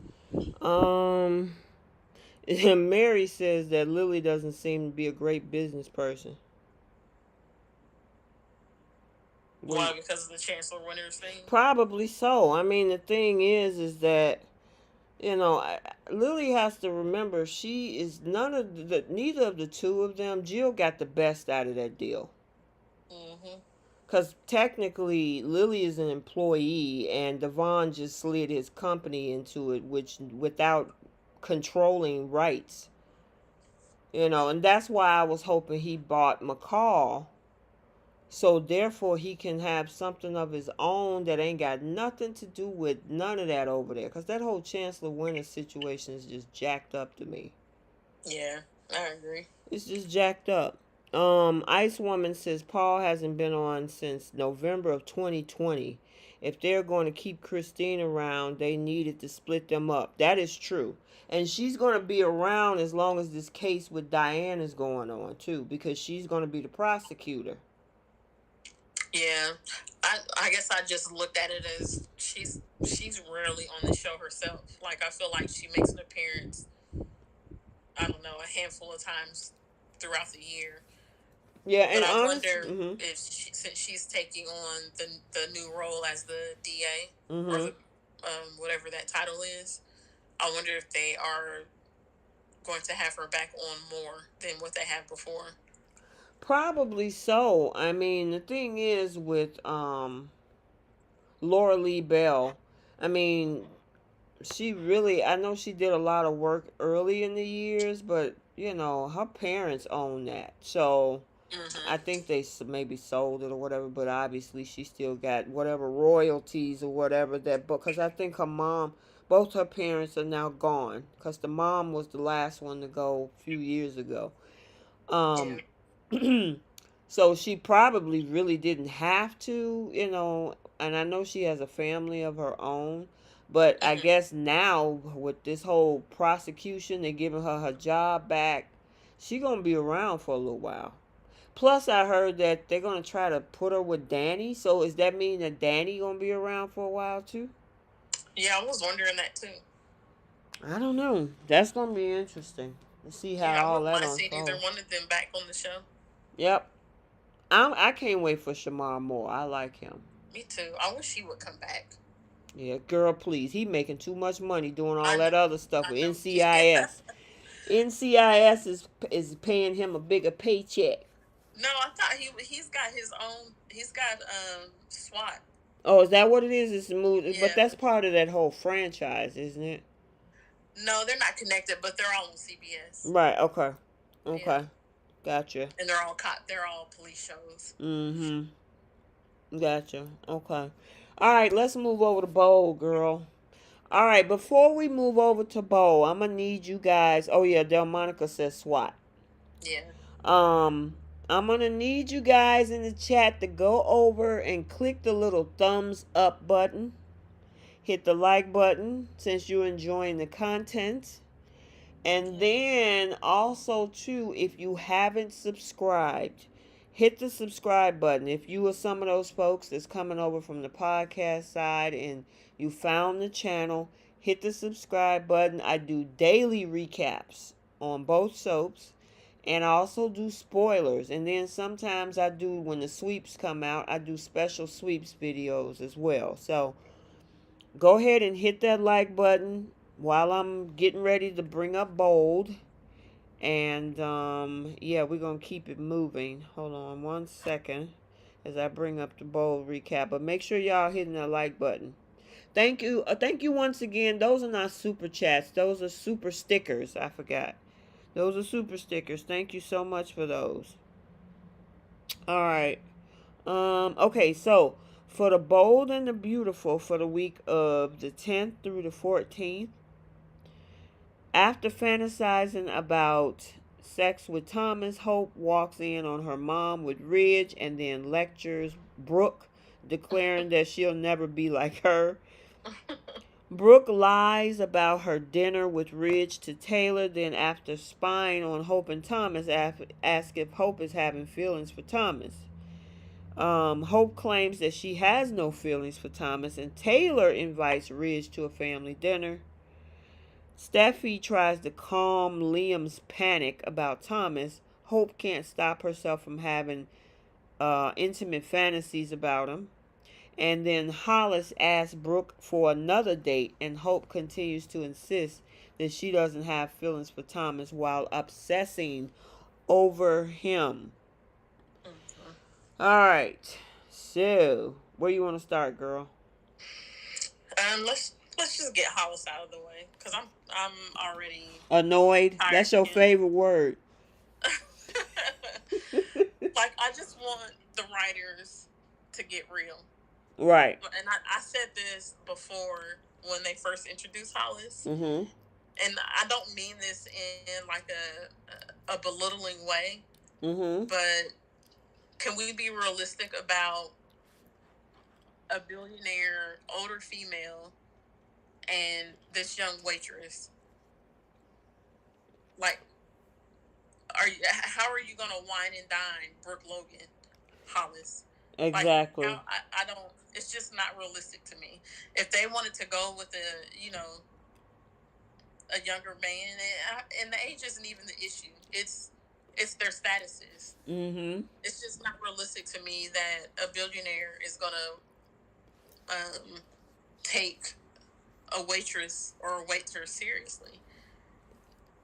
Yeah, I They don't. could have brought Hollis. They should have made Hollis at least make him like some business tycoon or CEO or something like that to make it a little more realistic. She's not gonna take him seriously. Nope. And it was the same thing with Deacon. Like when Deacon first got back on the show and was professing his love to Brooke, and it's like why in the world would Brooke totally give up on Ridge or any other man that falls all over her, Bill, whoever, these billionaire men, and go for a guy who is living in a closet? It's just not realistic and it doesn't make sense. So, which I'm glad that they have now pulled Deacon out of that and he owns the restaurant now. So, Right. he's in a better place. But now they've got this waiter. It's just stupid. Yeah, Bree says, well, Deacon wasn't rich and he still got Brooke to have his baby. Oh my goodness. And he was also married to Bridget. But I thought he owned a business at the time Did he? because he was a club owner. Oh, okay, but he wasn't as rich as Brooke was. Oh, absolutely not. I Yeah. don't think. I mean, Brooke is part of Forrester Creation. She developed some type of formula. It would be difficult I think, for anybody to be right there on her level, but at least at that time, he's a business owner. He was a businessman. Mm-hmm. He owned a club or a couple of clubs or something like that. He wasn't living in a broom closet. Mm-hmm. So what do you think about this? Simone Francois says it's not that he's young, but he could at least be a young tech billionaire. Yeah, that's what I'm saying. Mm-hmm. That's what I change it to. It's not really right. the age thing. It's the status thing. Right. Okay. Which, I mean, that sounds kind of crappy because you shouldn't judge someone based on their status and what they have. But, I mean, you got to be realistic. How many billionaire women, especially, is going to go for a man that doesn't have a career going for himself? Exactly. Yep. That makes sense.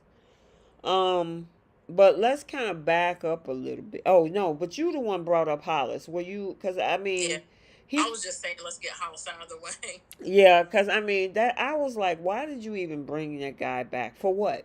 He would be more suited for Hope.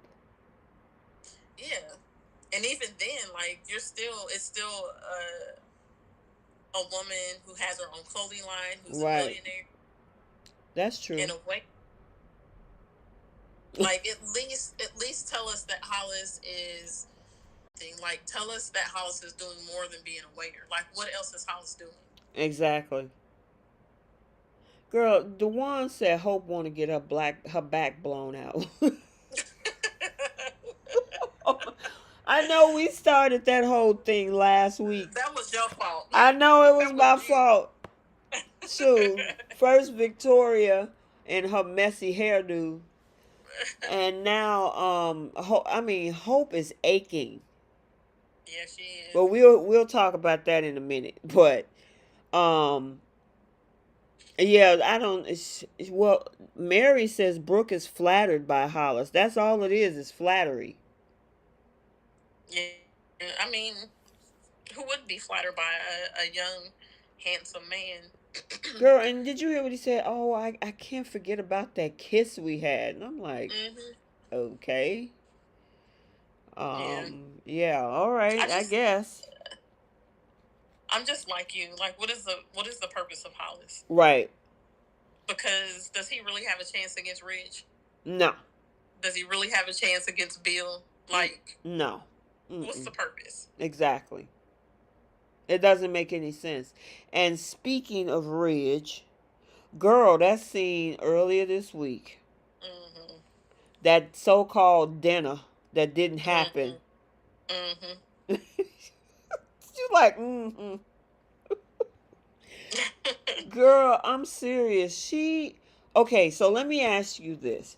Do you think when Hope and Liam canceled, if she truly didn't want to be with Ridge, period, that she should have just told Ridge, look, everybody got something else to do. Why don't we take a rain check? Or should she just went on and had dinner with him? Oh, she absolutely could have told Ridge, you know what, we're gonna reschedule this. Something came up, we're gonna reschedule. We're not gonna have dinner tonight. But she said herself, I can't remember if she said it to Taylor or not, but I know she said it to Ridge. It was kind of nice having dinner with just the two of us. She also told Ridge she liked having him all to herself. Yeah.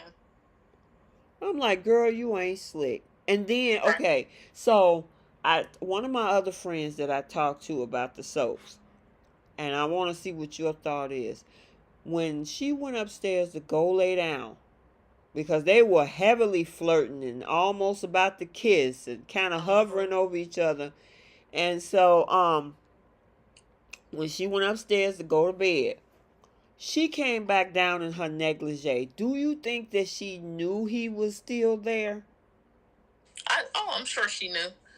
And even if she didn't know, she could have said, you know what, I'm sorry. I thought you were gone. I'm going to go back upstairs and change. Exactly.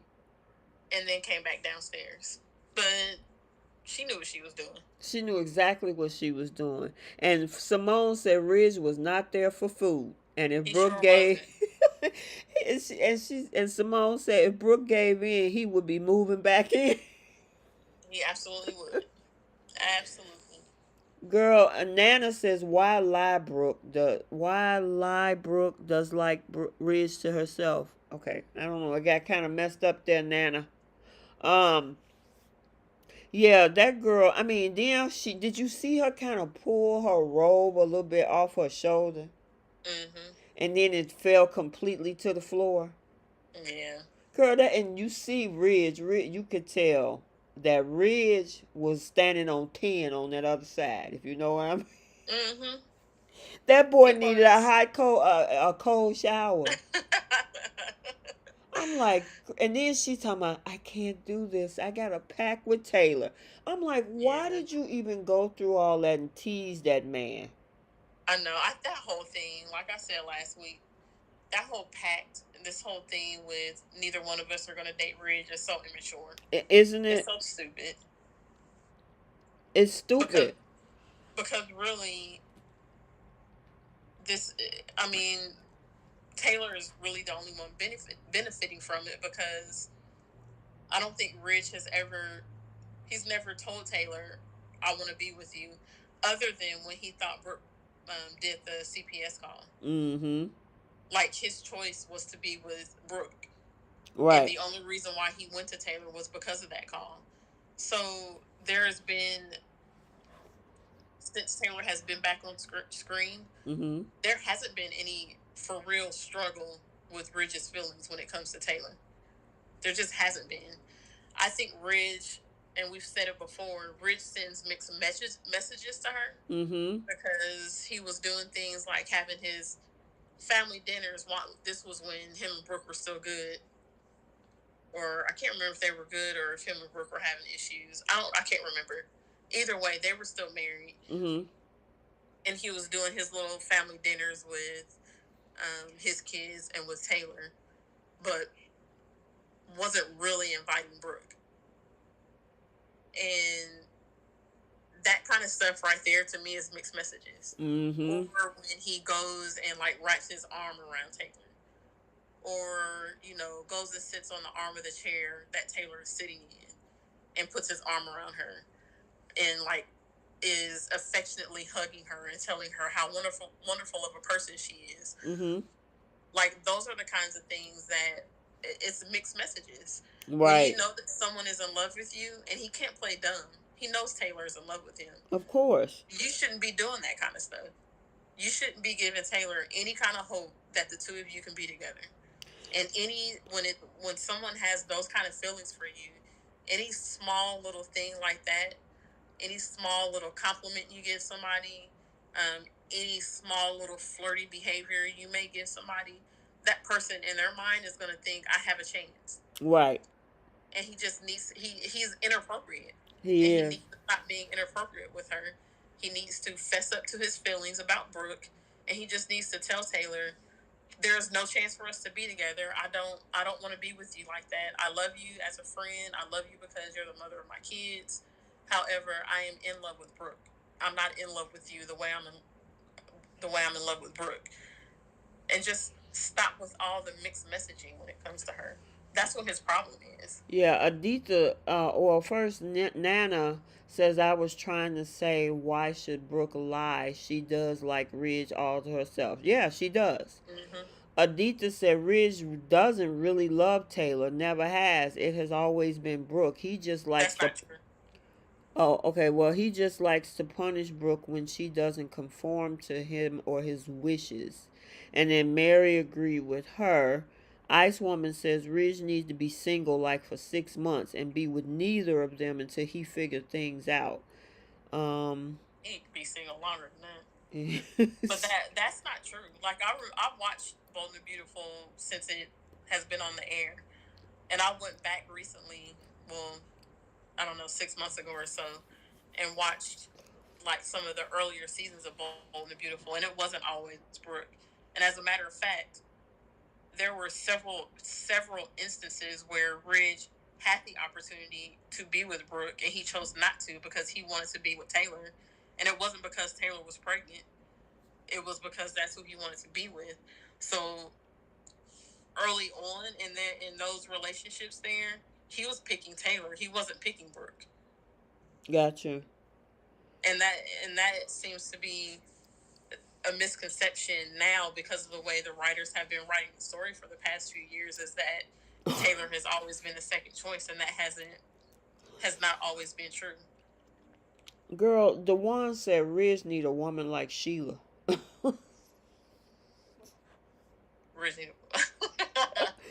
Oh my goodness. Helena says Taylor should stop being a doormat for Ridge. I mean, honestly, she needs to walk away from that dude, right? Especially after everything that has happened. She absolutely does.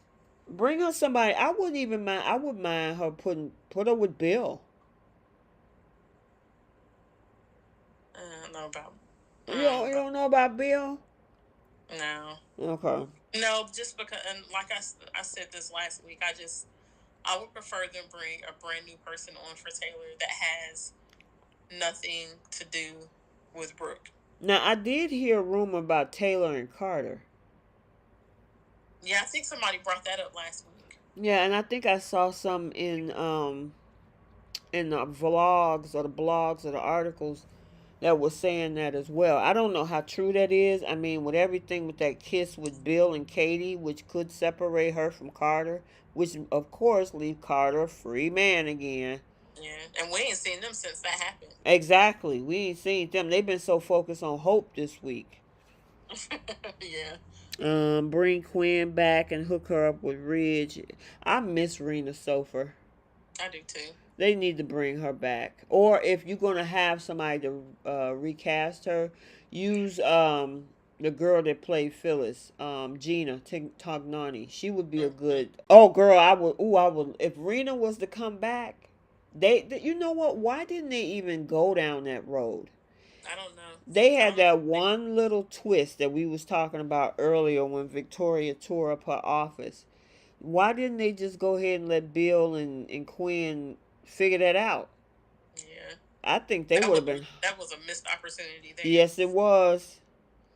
Yes, it was. You are absolutely correct. Yeah. At this point, I just want Taylor with anybody that has not been with Brooke. If that's Carter, then I'll take it. Yeah. I mean, that could be it because Carter is the only guy on the show that has not been with Brooke. Yeah, well, Liam and Wyatt. Girl, oh yeah, I forgot about them too. And for a moment, I thought last year that Liam was going to end up with Brooke because he was always at her house. Complaining about Thomas. Yeah. Exactly.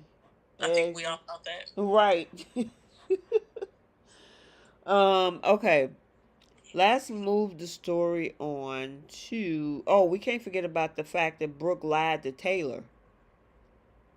Did she lie to Taylor? Yeah, because she remember Brooke told Ridge, keep this between us and blah blah blah, and whatever was that energy that they had going on. And so I mean, nothing happened though. She told Taylor that it was just her and Ridge that had dinner together. She didn't tell her about that negligee. And about them almost. I wouldn't have either, because she ain't need to know about all that. We didn't do anything. We were just standing in the same room together. We happened to touch each other's faces, and that was. But you know what? You know what, Keisha? That goes back to what you just said. That whole pact that they have is just stupid. Yeah, it is. I mean, they both want that dude, and I mean, if Taylor is willing to walk away from Ridge, let her just go ahead and find you somebody else.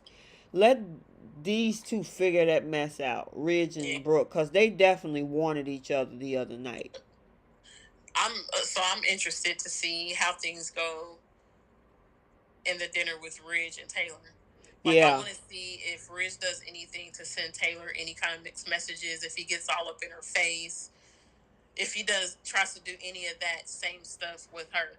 Yeah, I agree. I mean, it'll be interesting to see his interaction with Taylor when he's over there. Yeah. Liam and his craziness. What you got to say about Mr. Lame-O Liam? I mean, I guess not completely crazy that he has his concerns Mm-hmm. because we know what Thomas has done in the past. So I can understand like Mm-hmm. his frustrations with Hope going back to work with Thomas again. Mm-hmm. Um, I just think that him showing up at Forrester and constantly bringing it up isn't going to do anything to help the situation. Girl, does that man work? Do you ever be at Spencer? Right. That man hang out more at Forrester and Il Giardino than anywhere else. Oh my God. I'm like, he is not over at Forrester once again. I'm surprised. I'm like, look, dude, you don't work here. See your wife at home after hours when she's off the clock. Right. Girl, ain't nobody husband coming up to their job that many times during the day. It's like, and then you complaining to other employees. Right. Right. Yeah, he exhausts me. Yeah, he's annoying. He is very annoying. I'm gonna use your word. He's annoying. Yes, he Girl, is. I just I just, if go. you trust your wife, then trust your wife and let it go. If she's telling you that she's comfortable with working with Thomas, that there's no issues, then that's all you need to hear. And it doesn't matter if Thomas tries anything or not. If if she's telling Thomas no, Mm-hmm. then that's the end story. So I don't know. Yeah, I mean, it's like, dude, your wife said ain't nothing. Well, we know otherwise, Yeah. at Liam at this point, it's just like, oh my God, not again. He's whining to Steffi. He's Yeah. whining to. He jumped in and tried to twist what Thomas said around today. Thomas even said, "Look, even if she come to me, I'm gonna say no." And he was like, see right there. That means that you must want her. And it's like, how did you arrive at that? Right. You And sound. then Go ahead. uh, I was just gonna say, and then my thing is, if I was Thomas, I would tell him like, look, your wife said she was okay working with me. Um, if you have an issue, you need to talk to her about it. Don't come to me with it. You're in my place of work. You're in my Right. place of business. Don't bring that drama here. I haven't done anything. I get that there's a history there, but as far as your wife and I are concerned, the slate has been wiped clean. We're starting fresh. I haven't done anything. So you take your concerns and your worries to her and you leave me alone. And you also get out of my family's building. Exactly. Because I'm working right now. Especially since that was that last week when he gonna tell him he needs to leave, and it's like, and Thomas was like, my name is on the building. Right. It's like, dude, you can't come up in there yelling and screaming in somebody else's office. They will have you escorted, and security will throw you out on your butt. Right. I mean, girl, and it's up to Hope to say, look, don't, you can't keep showing up at my job. And then remember last week he gonna tell her to leave in the middle of the day. Yeah. Like, dude, you losing your mind. And it's not, Thomas hasn't done anything. And I get it, he has a history. But your wife is why you have these suspicions, because she lied and went against what she said. She said she wasn't going to go back to Forrester with her line, let it go. And then she turned around and she said, no, I'm going to stay. And then she hired Thomas back. And you need to talk to her. Exactly. Not me. I don't have anything to do with your wife's choices. Hey, J Money. He said, hey, y'all. Look at that. We got. AJ. Yeah, hey, J Money. Okay, wait a minute. I need to remove somebody. Oh, I see it. Yep, exactly. I'm going to have to go through my phone. Hold on. Girl. But anyway, keep going. But I mean, yeah, that's all I had to say about Liam. He's being his typical whiny self. And there were a few people earlier in the chat that said he has a reason to be paranoid about it. And I agree. There's a history there. I get why he's paranoid about it. Mm-hmm. But at the same time, he needs to take that paranoia up with his wife, because his wife is the one that is okay with the situation right now. Exactly. She doesn't have any issues with it. She has agreed to work with Thomas. Nobody made her do it against her will. Mm-hmm. She's happy right now. Like, she's not coming home complaining to Liam about anything that Thomas has done. Mm-hmm. You know, she's happy. She's fine with her work situation. So he needs to let it go. He needs to drop it. And if he can't drop it, then he needs to talk to her about it, not Thomas, not Stephanie, not Mm-hmm. anybody else, but his own wife. Right. Exactly. Exactly. You know, I mean, you can't continue to keep coming up in that fussing and cussing and doing all this other madness and being paranoid and asking people questions. I mean, I get it. Him and Steffi are, co-parents. And she's trying to show him pictures of Kelly. And then he's like, yeah, but I can't stop thinking about Thomas. It's like, Yeah. really? Really, Yeah. dude? Yeah. So somebody need to go help that boy. Adita said Steffi is manipulating Hope with her What do insinuations. you think about that? I don't believe that. Really? Okay. No, you can't manipulate somebody into desiring another person. I At least think that's my feeling about it. There is nobody that can manipulate my feelings, my desires, whether it be sexual or otherwise, about, especially sexual, about another person.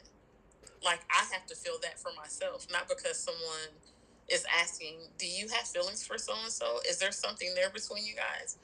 No, there isn't. Or, yes, you know what, I do. And it was there before that person said it. I'm just admitting it. Gotcha.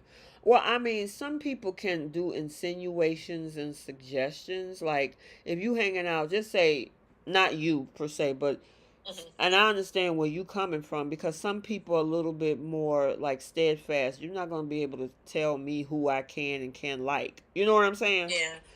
There are some folks that if you just say you got two girlfriends, right, and Mm-hmm. one of the girlfriends know that that girl might have some interest but not there yet, and if you Mm-hmm. keep suggesting, girl, he cute, girl, go on out with him, you probably do like him. Are you sure you don't like him? Sometimes you can kind of nudge, but at the end of the day, that person is going to have to make the decision to say, okay, let me go check this guy out, right? On Mm-hmm. their own. Yeah. Because I mean, if I don't like somebody, I don't care what you tell me. It'd be like, okay, and I'm not interested. You know what I'm Right. saying? Right. So it depends on the. I guess it depends on the person, but I get both sides because there are girls who push people into something, and then they be like, oh well, maybe let me go see. He might be.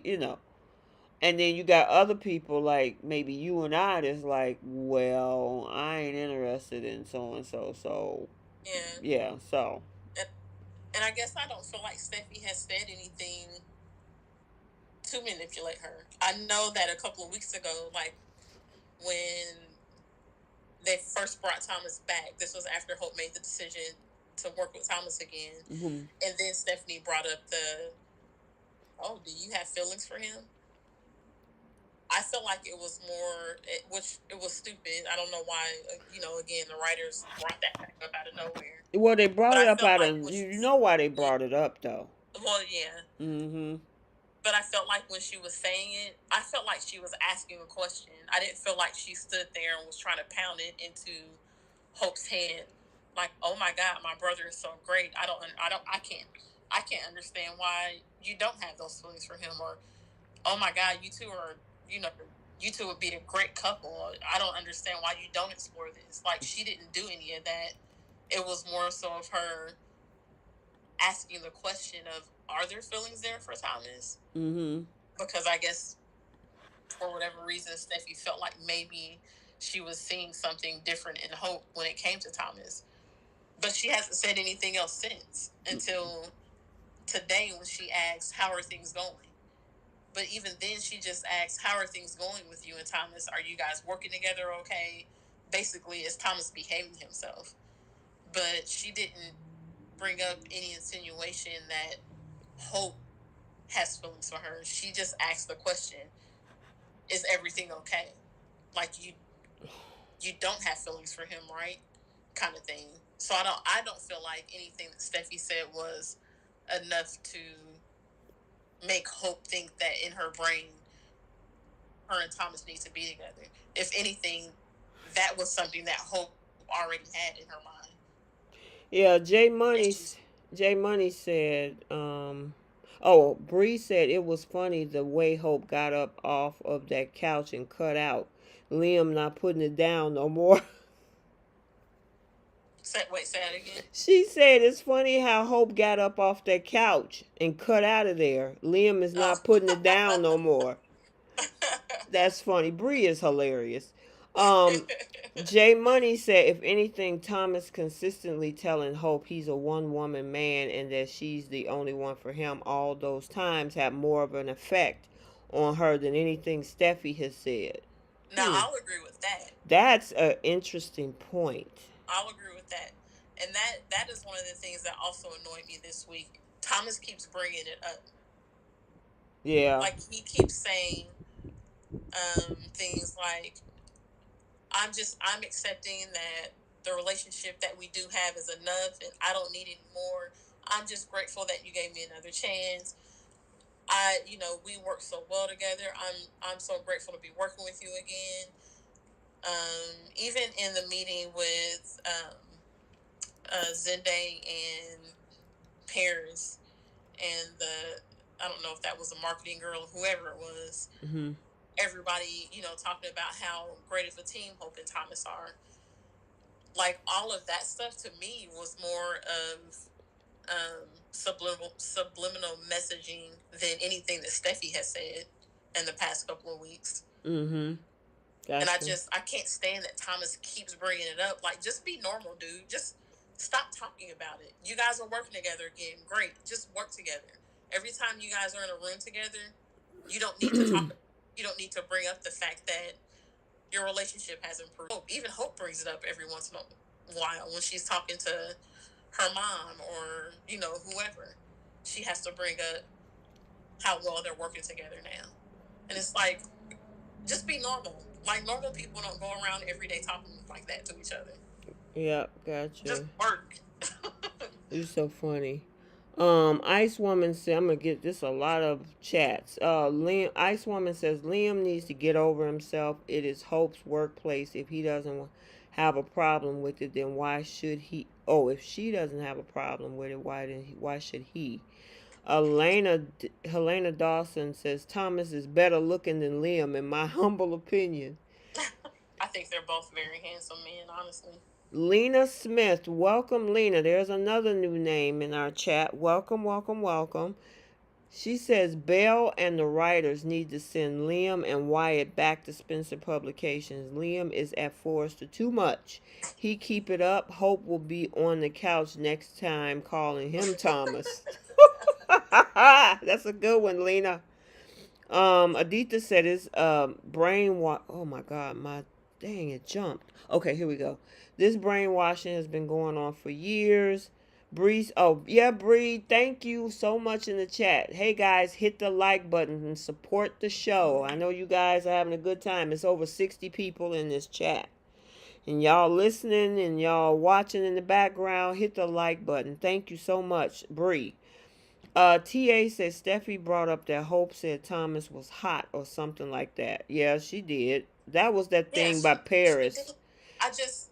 And then Aditya says you don't have to constantly do this is a sales technique, repeating the same crap over and over again ad nauseum. It's like subliminal suggestion.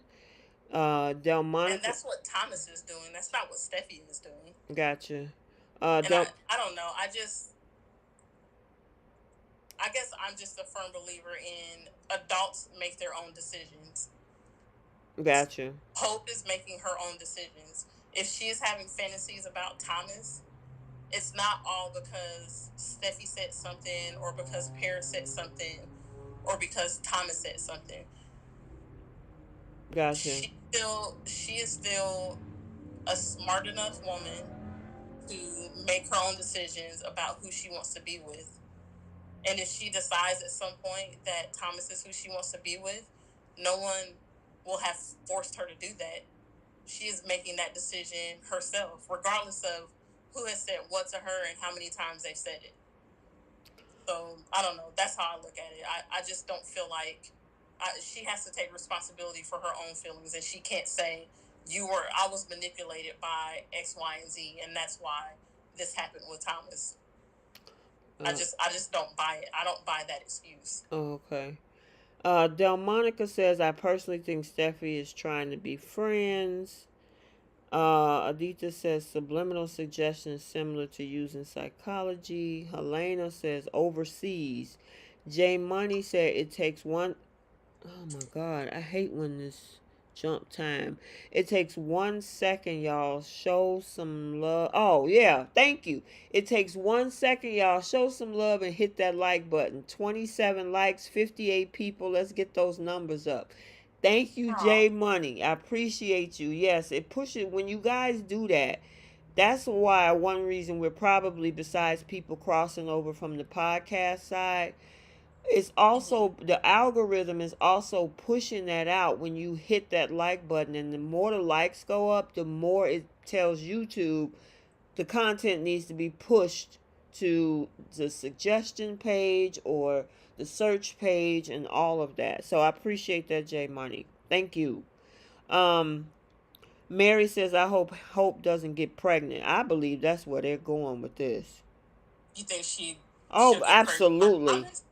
Girl, they Really? haven't had a Who's the Baby storyline in a while. The last one was Hayes. Was the last one was with Finn and Liam. That was recent enough. We don't need another one. We just had one on Y&R with Sally. Shoot, it's time for Thomas to have another kid though. That's true. Let's see. Aditya said it's Steffi, Thomas, Liam, Taylor, and Brooke with all of their suggestions that's affecting Hope's mind. Aditya said it's the whole picture, not mention Paris calling Thomas hot, and then saying Hope said that, which wasn't true.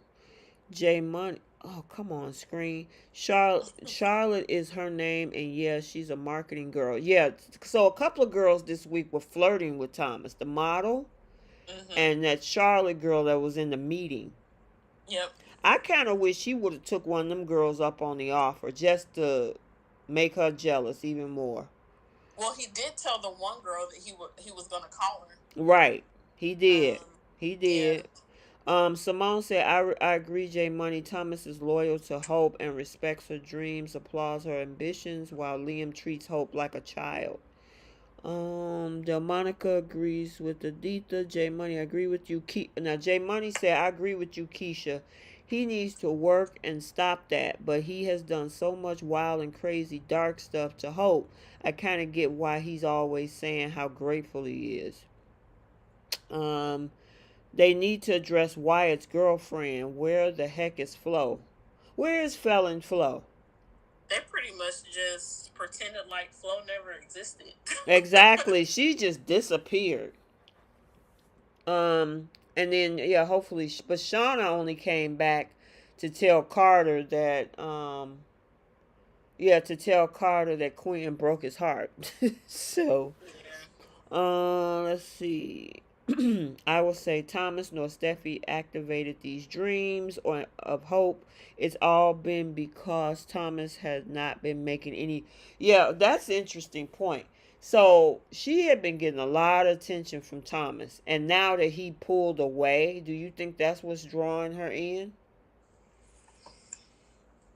I don't know, cause when did she started having her fantasy like right after they started working together, right? Mm-hmm. And I guess I don't feel like it had been long enough for her to feel like Thomas was, I don't know, pulling away from her. Like, I don't know. I don't know. I think they threw this line. I mean, I know a lot of the fans kind of wanted to see the Thomas Hope thing because of what happened in November when they had that girl. That was one of the hottest scenes ever. I think we've seen in a while on Bowl. Yeah, back in November when that fantasy was, and yeah. So a lot of people was like, "Oh yeah, that'll work." And so now they're trying to figure out a way to push this thing, right? But I Mm-hmm. think it just came out of nowhere because after the CPS thing and he was ostracized, now all of a sudden his family is like, "You changed in a matter of like 3 weeks." Right. So it's kind of not realistic. Him going to counseling for 3 weeks and now he's doing better, and that's fine. And this is a soap. But and then all of a sudden now you see Hope peeping around the little whatever that little cab whatever that wall is, whatever she was getting dressed behind. Mm-hmm. Peeping at him and then having these dreams and then thinking she's Brooke 2.0 and all this so kind of stuff, and then you jumping in your mama's face. Oh yeah, so let's Yeah, talk go about how ahead. she went off on Brooke the way she did. Oh my god, I was she surprised about that because I've seen Hope and her mom have disagreements, mhm. but it's always been like 2 seconds and then they're apologizing to each other. But it Yeah. was like she completely went off on Brooke. I mean, saying I'm not like you. You make terrible decisions when it comes to men. Like I was shocked, and I won't say that I was happy to see her do that because I mean that is her mom, Right. but it was nice to see Hope have that kind of emotion because we never see that from Hope because she always comes off as very passive, Right. and just the the sweet woman or whatever. But she showed there was kind of like a different side to her, especially when it comes to her mom, because her and her mom never really get into to arguments like that. I They know. have disagreements, but I don't think I've ever seen her yell at her like that. So that was interesting to see. Yeah, and the other thing is that it's not genuine though. The only reason that she's saying that is, and I mean it's true, but it's not genuine because she's only fighting her own feelings. That's the only reason that she's saying that stuff. Yeah. Because she's afraid that by liking Thomas, she might turn out to be like her mom, and instead of dealing with her own issues, she's trying to project and go after her mom. It's attacking somebody else because you don't like what's happening to yourself. Right. And that ain't cool. So now you're being disingenuous. Yeah, I agree. And your mama looking at, but she called it. Brooke was like, "What's wrong with you? You talking about bad boys and stuff? Do you like a bad boy?" Right. And she called it. And of course, Hope is like, "No, I have my husband. We're fine." And then Liam, sashays his butt up to Brooke's house. And then she walk over there and give him a big old kiss. I'm like, "Girl, listen." My thing is, when she was seeing Thomas's face while kissing Liam, and seeing Thomas's face when Liam was on top of her on that couch. Mm-hmm. Girl, wait a minute. I was like, don't call the wrong name. That's what I thought was gonna happen. I thought that too. And I feel like maybe not. It didn't happen this time, but I feel like maybe there's gonna be another scene, Mm-hmm. and like the whole fantasy thing happens again, and she does do that. Girl, that's gonna break Liam's heart. That's gonna Oh, it break sure his little would. heart. He gonna be crying like a baby. It sure would. Girl, I was like, I mean, and the thing is, he told Wyatt that what they did was nothing like they've done in years. I was Yep. like, I said, what y'all been doing? Some old vanilla, I guess, boring, probably the same night every week. right, but to him, he Position. was, and then he got the nerve to be like, should I be worried? Yeah. Same position. Have a timer on. Exactly. And then redirecting. Remember, you got to go left. No, go right this time. Okay, slow down. No.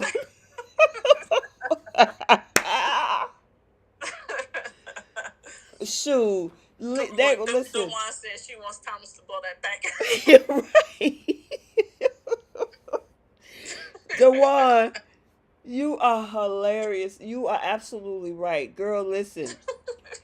After that whole falling off of that rising over at Forest of Creation, falling on top of Thomas, you know he grabbed her, so she feeling the muscles. She looking at Mhm. his face. That girl was hot and bothered. She was. She She was came absolutely. home. She told her mama, "Look, I can't come to dinner tonight. I got something to do." She was like, "I got something to do." Girl, she put them candles together and all that stuff, sent the kids away. She like, "I Yep. got to do something with this energy." Yeah. Because as Dewan said, she would have preferred Thomas to blow her back out instead of Liam. Yep. Girl. It's they. I'm sorry, but Thomas or Hope and Liam need some type of something Mm-hmm. in their storyline, and I just as long as it isn't Thomas initiating anything and it all comes from Hope, I'm okay with it. Mm-hmm. I will tell you, writers, I don't know if you sneak watching or whatever you're doing, but whenever you put these two together, please don't disappoint because they're creating a build up. Yeah. They're building it up for the fans, and the way that this girl is denying herself and she's struggling and she's lashing out at people and she's seeing Thomas instead of her husband. There's a build up that's about to happen, and if they drag this out, by the time they get there, that build up better be better than Devon and Abby. It better be. It better be. Because that would definitely be a change for Hope. Because we've never seen her in a love scene where it was just wild and out of control. Yeah, I mean, even Ice Woman just said Hope needs excitement. They need to kind of electrify her, like Delmonica just said. Yeah. I mean, seriously, if you gon' like, remember when Adam threw Sharon up against the wall? Mm-hmm. Yeah, that's what we need from Thomas. Yeah. With Hope's consent. With Hope, of course, Yeah. of course. But the only problem is that because I got I when I do my daily recaps, people Mm-hmm. jump in the comment section, and sometimes I'll bring that up about like how we talking right now, and some people don't like the fact that she'll be cheating on her husband. So, they're like, "Oh, but she's married and she shouldn't be doing that." And that's fine. Technically, yeah, Yeah. I mean, even the sweetest characters have committed infidelity on the soaps. Sharon did it. Girl, everybody on both soaps has done it. Jay Money said, "Look, I'm telling you, when Hope and Thomas have their scene, it's going to be explosive." Yeah, because the build up is too much. Yeah. And I mean, honestly, some type of, I won't say a scandal, Mm-hmm. but some type of chaos in Hope and Liam's marriage Mm-hmm. would be a good storyline because it's never, I mean, other than the typical triangle that he had with Steffi, Mm-hmm. there hasn't been anything else that has caused any issues for them. And I mean, I guess Thomas, but it has always come from other people. Mm-hmm.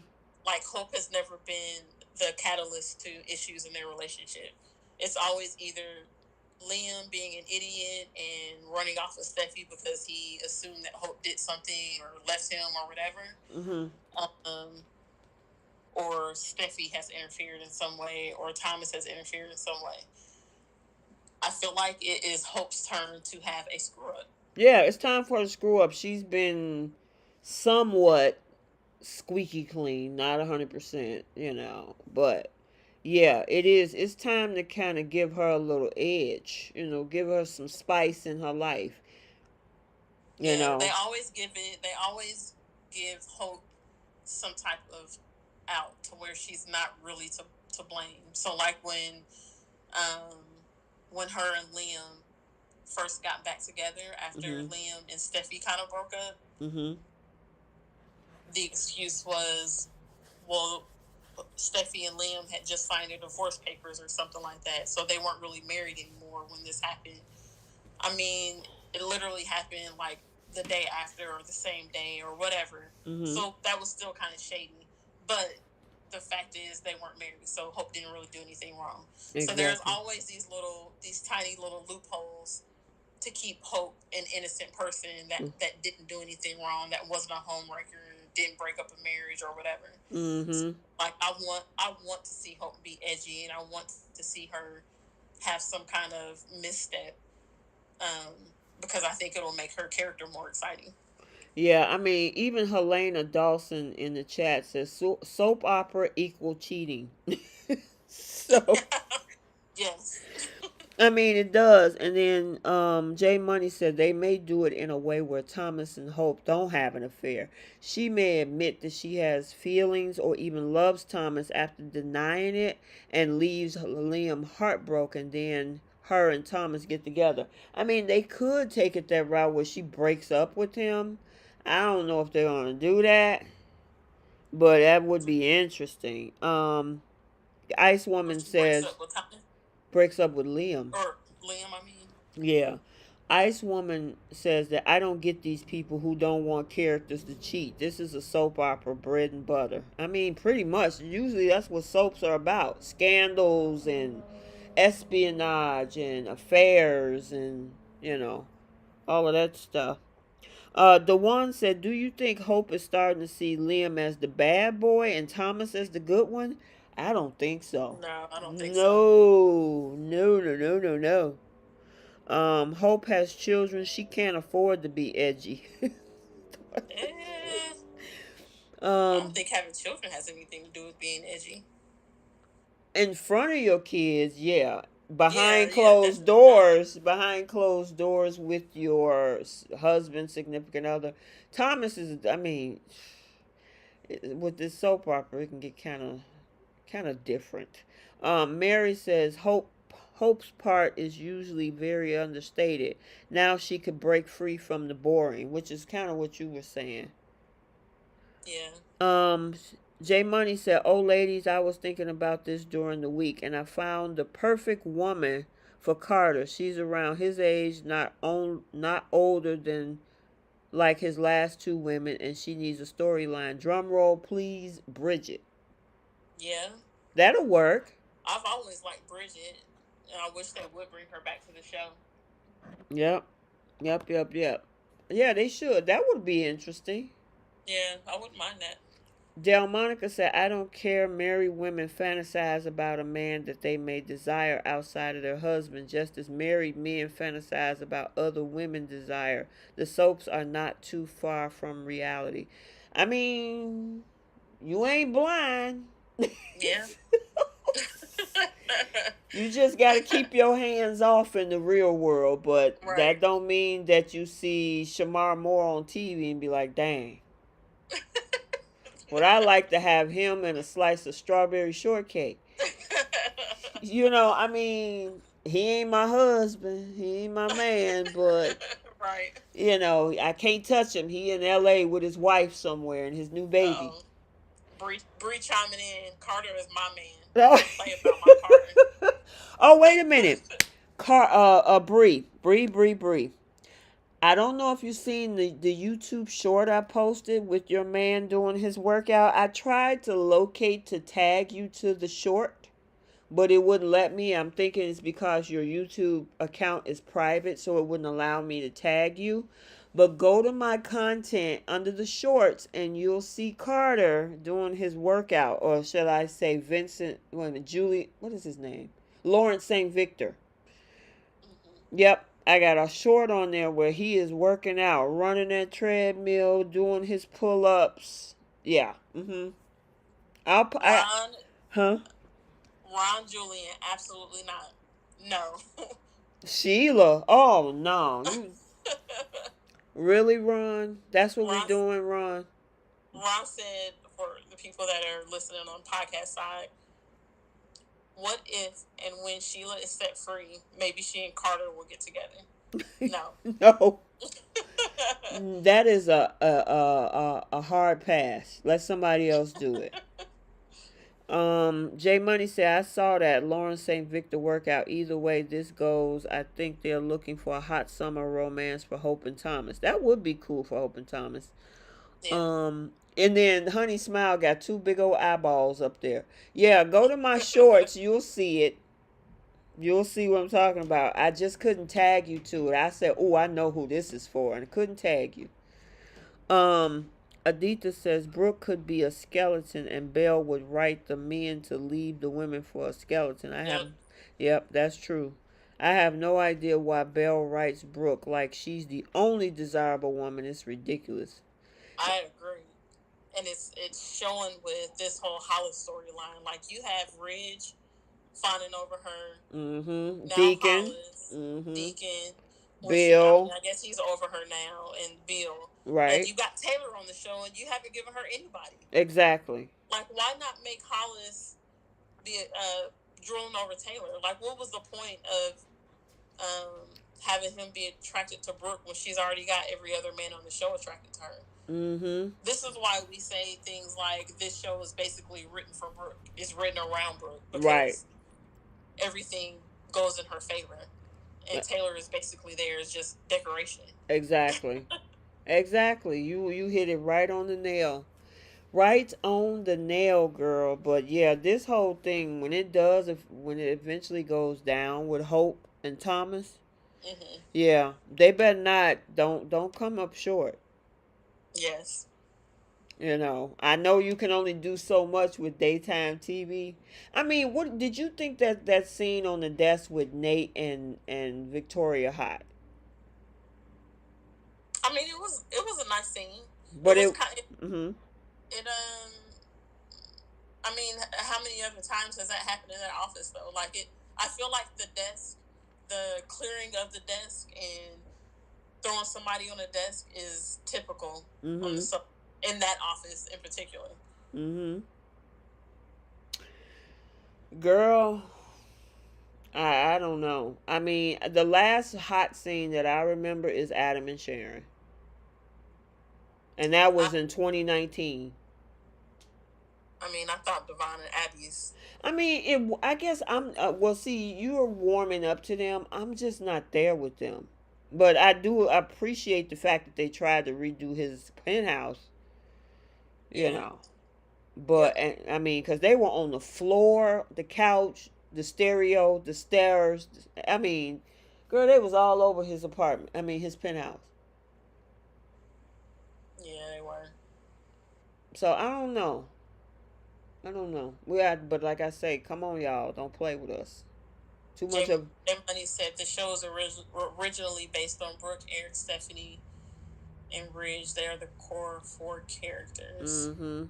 Which I get it, but there's still other people on the show, and I feel like, and I think I've said this before, where on YNR, I feel like they do a good job of spreading the love amongst the characters. Mm-hmm. So we aren't just focused on the Newmans only or on the Abbotts only. Yes, they are usually a big part of the storylines, but there's still other storylines going on that don't necessarily involve them.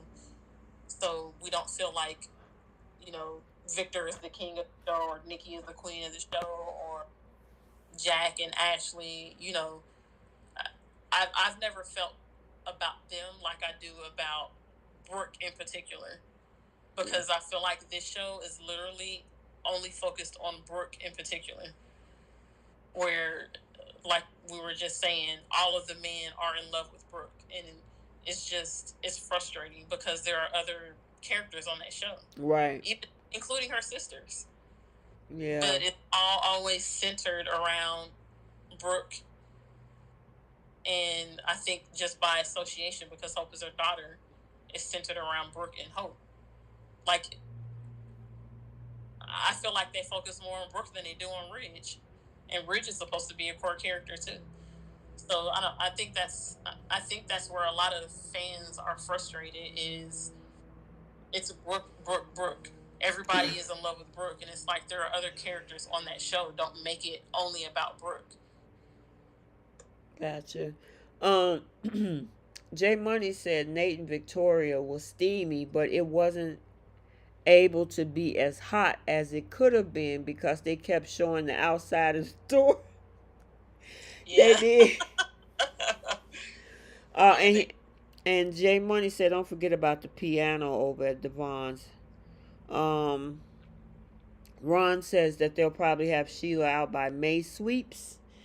Devon and Abby were. Simone said Devon and Abby were hot, but Days of Our Lives on Peacock have some of the hottest scenes in daytime, and that's probably because it's on Peacock. You gotta pay to stream that service. Whereas regular daytime CBS, NBC, and ABC, they ain't gonna put too much on there. Did Um, they take Days of Our Lives off of the NBC, regular? Yeah. yeah, Is it? this on Peacock. It's only on Peacock. That's what I heard. Oh wow, I didn't know that. I don't watch Days. I could never get into it. Um, I I just could never get into soaps on other Me um either. I or can't in even get general. in. I can't even get into General Hospital. Yeah, and I've tried. Like I've Yeah, tried to get in there, and I just I it's just can't. like Yep. Yeah, I can't do it either. Um, Wait a minute. Let me see. Sheila's gonna escape from prison. You think so, Mary? J Money said, "I need Thomas to take Hope in the sauna room. Bring back that sauna." J Money. slaughter. J Dewan told J Money to start a hashtag, and it's hashtag Thomas Hope Thomas sauna scene. Oh, oh my God, y'all are too funny. All right, did we cover everything on Bowl Girl? I think I so. believe so. I believe so. Yeah, because we didn't have too many people this week, except no Sheila this week. We got to break a whole week away from Sheila. Yep, it was all about Hope and her fantasies and Thomas and his, or not Thomas, Ridge and his women. Exactly. Okay. All right, so let's go ahead and do our final two segments. I flipped the script and our who's taking a seat. But first, guys, if you haven't hit the like button, hit that like button, and also if you haven't subscribed, go ahead and subscribe to the channel. There's merch. The link is in the bio and in the description box if you want to get some merch. Young and the Restless, Bold and Beautiful merch through Amazon. It's through Amazon, so you ain't got to worry about coming from some wanky danky website. And I think that's it. Okay, so for those who don't know, our flip the script segment is if there's a particular scene or storyline that you wish you could change, we can flip the script. And yes, Aditha, yeah, I did see that fan. The Tanner Novlin and Anika Noel was on The Price is Right this week. Did you see? Yeah, I saw that. All I right. hope that's foreshadowing. I don't want to see those two get together. I hope not. Oh my gosh. Can we get the Thomas first? Let's get the Thomas first. All right, go ahead. What you got for the flip the script for Young and the Restless? My flip is when Tucker and Ashley were having that conversation, and Ashley pulls the you still have some work to do to prove yourself to me. I would like to have seen Tucker say, you know what, I do want to be with you, but I'm not going to kiss your ass. I'm sorry, I'm not going to kiss your butt. Um, I'm not going to beg you to be with me. I've told you how I feel. I feel like I'm a changed man. Either you're going to believe me or you're not, but I'm done trying to convince you. So you let me know when you're ready to be with me, and just walk out of the house or whatever. I would like Gotcha. to see that happen. Um. Okay, my flip the script for the Young and the Restless is somebody noticing that there's Phyllis standing over in that black uniform and call out like, "Wait a minute, you look familiar. Right. Can we talk to you for a minute?" Yeah. I wish they would have. Somebody would have. Even if they didn't call her out, somebody look over. You know, sometimes they'll have a scene where somebody look and be like, "Dang, that person look familiar." And maybe they'll just look away. Yeah, and I assumed that maybe that was going to happen. I'm surprised it didn't. A missed opportunity. Mm-hmm. They could have really made it interesting because somebody could have been like, "Man, that person looked really familiar." Right. You know, and then maybe they just brushed it off, but they didn't do that. Yeah. Okay, and then what you got for bowl? My bold flip is I I would like to have seen them not talk about every day how great Thomas and Hope are working together. Mm-hmm. Um, I would like to have not seen Hope fantasizing over right now, and I wish that they would have had Thomas go out on dates with people. Right, that would have been good. Yeah, he's comfortable going out on dates with the models or like the other people, the other employees at Forrester Creations, like I think I don't know if she worked in the marketing department or wherever she worked Charlotte? at. Was that the one that asked them about going over reports together or something like Yeah, that? that's Charlotte. Yeah. So like, let them go out on dates with a few people, build up that maybe the jealousy thing with Hope, seeing Thomas move on from her and not being interested in her.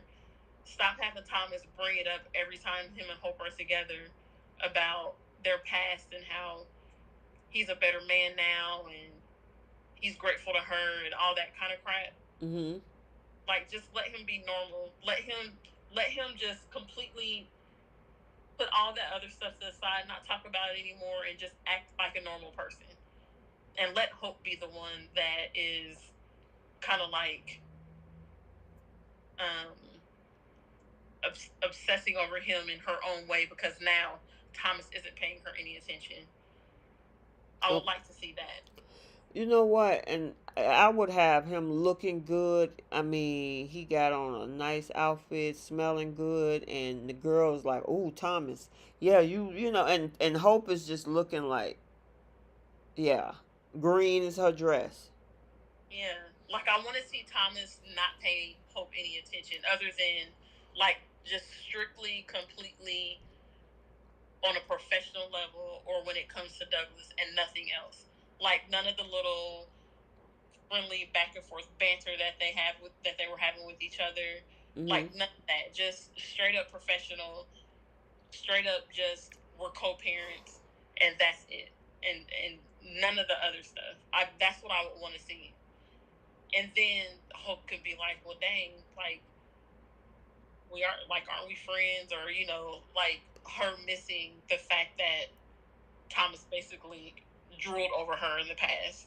Well, you see how she was trying to fish, asking him, "So, are you going out? The other girl won't take you out. What about this girl? What about that girl?" And Thomas was like, "No, no, I'm not interested. No, I'm working for you." And I'm like, "Dude, have a little mystery about yourself." You know, be like, "Oh, don't, hey, I might just, I'm gonna talk to Charlotte. Maybe we'll get something going." But he just want to keep himself wide open, and I'm like, man, Thomas, come on. Yeah, and it's just so frustrating. Like, right. It is not that hard, writers, to write his character in a different direction than what you have been doing for the past 4 or 5 years, however long it's been since Thomas has been back. Like, just stop with the obsession or with the way that he just fawns over Hope in general. Like, right. The complimenting and all of that stuff. Just stop. Like, it's not necessary. Give us some competitions. Now she's coming for you. Because she was asking about Paris. She asked about the model. She asked about Charlotte. And it's like, Thomas, say something. No, no, no, no, no. I'm just working. I'm busy. I'm like, okay, whatever. Yeah, it's just so lame how just laser focused he is on her stuff. Yeah. Yes. Yeah. Yeah. Mm-hmm. Girl, we got a whole bunch of flips in this comment section. Bree said, "Flip the script. Y&R Abby buys Tucker Company and keep the legacy for her son." Ooh. I like that. That's a good one, Bree. Helena said, flip the script. Phyllis awakened from this nightmare. Well, she created that nightmare. Aditha says, so true. Flip the script. Have Thomas date other people. Ron said his flip for the script is Young and the Restless is Phyllis with this foolishness because what is she gaining from all of this? I agree. Aditya said flip the script, have chance to recognize Phyllis at the funeral. Yeah, that's kind of where I was going. Brooklyn said just flip the writers. Right. Mary said flip the story. Tucker and Audra discuss how they want to take over all of the main companies in Genoa City that they are planning and scheming. Okay, that's a whole new storyline. That's not flipping and that's not flipping. That's a new storyline. Aditya says Chance discover Phyllis is alive at the funeral and Summer go off on her mom. Oh, I would have loved that one. Yes. Absolutely, Aditya. That's a good one. J Money said his flip would be after Phyllis had that sigh of relief when Diane got arrested, was for her to realize that she had to stay there forever or Diane gets released and she goes to prison. I'm wondering if it's worth it. Yeah, that's a lot. But Helena says Hope and Thomas hitting the dressing room. Maybe she meant hit the dressing room floor. Maybe it hit the dressing room floor. Maybe so, girl. I don't know. Jay Money said I'd rather see Thomas date that first model who was on him, the gorgeous black woman named Petra. Oh, that was from a while ago. Remember Petra? Yeah, I do remember her. Yeah. Delmonica says Diane. Her flip is Diane noticed Phyllis at the memorial. Man, come on, I'm trying to keep up with this. Thomas accepted Charlotte's invite to the show he's moving on. Oh, to show he's moving on. Yeah. Yep. Mary, Phyllis showed everyone that she was alive. Bree for bold. While they're getting it in, Hope calls out Thomas's name and Liam runs out on her and sleeps with another woman. Oh my God, Bree. How we get who Liam gonna run sleep with? That's a question. Helena said that's a good one too. Jay Money's. That's what Thomas does best though. Who? That's what he does best, Thomas. You mean Liam? Or I'm sorry, Liam. When something goes wrong between him and Hope, what was his first move? He always went to Steffi. Right. Not saying that that's who I would want him to run to, but what he does best is he goes and takes his disappointment and anger out on something else or someone else. Right. Exactly. Let's see. Phyllis showed everyone that she was alive. That's Mary.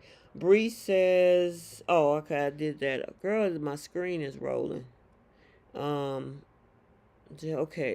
Okay, Jay Money said bold flip. Liam gets with Steffi after Hope gets with Thomas and Finn snaps and go crazy like Sheila. Oh my God, we don't need Finn to go crazy. No, yeah, I don't want Finn to go crazy like his mom. And I don't want Thomas to run to Steffi. She's happy with Finn. You mean Liam run to Steffi? Liam. Dang it. I don't know why I can't keep that straight.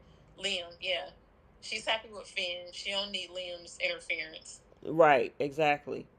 We don't want to go back down that road. No. Bree said take a seat. Girl, I'm gonna hold your take a seat. Okay. Oh, okay. Helena says she meant dressing room where Liam cheated on Steffi when she was pregnant. Oh, okay. That dressing room. Gotcha. Okay, so what you got? Who taking a seat? Young and the Restless. My Y&R, I said a few weeks ago, Phyllis has a permanent seat right now. So she's obvious. Nate and Victoria need to take one. And so does Nick because of his hypocrisy when it came to that situation. Exactly. So those are my take a seats. I'm sorry, Summer got to take a seat. She was just, like I said, she was hell on wheels this week. I mean, I get it. You a little. Aww, I get a pat. Her mama dead. Well, so she thinks, but the thing is, your husband is trying to help you, and you chopping his head off. He's Well, her trying. husband is also defending his mama, who she thinks killed hers. Oh God. Well, that's my seat. She taking a seat. So and then well, you already put Nate and Victoria in the seat. Mm-hmm. And then you know what, I'm gonna put Ashley and Tucker in the seat because stop playing tiddlywinks with each other. If y'all in a hotel room with a nice big old bed, if y'all want to go and tear up them sheets, go ahead and do it. Stop playing with each other. Yep. Cause you know Tucker was ready. The way he was trying to seduce that girl. I'm gonna give Ashley the big no because I feel like she's become a little bit of a control freak. Like she is letting what she did as far as buying Tucker's debt go to her head. Yep. Just the way she speaks to Tucker. Like I forget which day it was this week that they were the thing that they were in, and she said something like they were talking, and then she said something like you may speak now or something like that, and I'm like, ew, like I don't like that. That's crazy. You're going too far with it. Right, so that's why I'm gonna give him a seat, and I think you got everybody else in the seat, right? Yeah. Okay, who you got for bold? My bold seat is obviously Liam. Mm-hmm.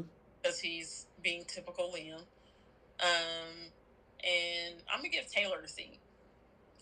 And I'm gonna give Taylor a seat because I feel like the only reason she's doing this pact with Brooke is because she knows that she doesn't really have a real chance with Ridge. Because she knows that the only reason why her and Ridge were going to get married back then was because of something that Thomas did, not because Ridge made the choice to be with her. So I feel like she's being immature in this situation, and I think she needs to take a seat and just realize that Ridge is not picking her. Mm-hmm. Well, I got Hollis in the seat. Like, boy, if you don't go sit down somewhere, Hollis, this ain't it. I'm sorry. Brooke is flattered. I don't know if you can compete with Ridge. So, yeah, you need to go sit down somewhere, go clean a table or something. I don't know. Yeah. And then Brooke, I got to put Brooke in the seat because it's like, girl, you knew what you was doing that night of that dinner. Them kids wasn't there. You wanted him all to yourself. You go up there and you put on, and I got to say, Catherine Kelly Lang looked really nice in that little blue little get up. I'm like, okay, go ahead, girl. Yeah. That was cute. But she knew what she was doing, talking about, oh, Rich, I didn't know you were still here. I come out to blow out the candles. Yeah, okay. Yeah, yeah. She take a seat for that. You need to take a seat. Oh, you know what? Mm-hmm. I'm going to give Hope a seat, too, because of the way that she went off on Brooke. Yeah, she was being disingenuous. She's dealing with her own, I don't want to say demons. I think that's too strong of a word. But her own issues. Her own issues right now when it comes to her fantasizing over Thomas and being able to control her feelings and emotions that she went and took that out on her mom, and that wasn't fair. No, not at all. Okay, so we got some seats up in here. Bree says, Y&R, take a seat. Phyllis, take a seat next to Sheila. They both one in the same at this point. The one said he wished Lily found out that Phyllis was alive. Where's the other seats? Okay, TA says Y&R take 5 seats. Nick being a self-righteous on his high horse hypocrite. Absolutely. Ron says Josh, Griffin, and Brad Bell take a seat. Yep. Bree says on the Bold and the Beautiful, Liam need to take a seat and a seat at his job. Liam near collects paychecks over at Forrester. Yeah, he need to get. He don't work there, girl. Listen, right. That was a. Go ahead. When was the last time we saw Spencer publication scene? We haven't. At actual Spencer. We haven't. I didn't think so. It's been a minute. It's been a minute, exactly. Um, let's see. Okay. Helena said Nate, Nick, and Victoria. Mary says Liam and Steffi need to take a seat. Liam and Steffi. Well, Liam definitely. Yeah. Ron, I know you ladies will disagree with me, but the writer should have given Sheila a baby story just to see the Okay. reaction. I don't know about that. I don't think so. Um, Mary, take a seat. Nick, Ashley, and Tucker. Helena says Liam, take a seat. J Money said Keisha, you hit right on the head. She knows Ridge will choose Brooke. That's exactly why she acting this way. J Money says, I'm sorry, I'm not a fan of Hollis. I agree with you on that. Let me see, any more seats in there? TA said, Bo, take a seat. Taylor being in La La Land like she in high school. Aditha says Taylor needs to take a seat and tell Brooke if Ridge wants her, she's not going to interfere and she'll get her children's counseling. J Money, take a seat is also Taylor. I'm tired of the rhetoric that Brooke always steal Ridge from her. Brooke had Ridge first for years before Taylor even showed up on the scene. Let Deacon break your back. He was married to Taylor before he married Brooke, though. Oh my gosh. She said let Deacon do it. You know what? Deacon would be up to the task, especially when we seen him and Sheila. They was breaking each other's backs. So, yeah, they were. girl, they come up out of there. They sprayed them with water.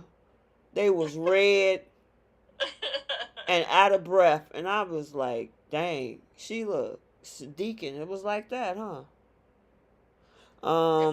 If I could trust the writers to not have Deacon revert back to being obsessed with Brooke, I would love to see him and Taylor together because of their personalities. But the writers can do whatever they want. Exactly. And I feel like at some point it will revert back to him wanting to be with Brooke, and it would just be another triangle. That's why I don't want them to put Taylor with anybody that has a history with Brooke.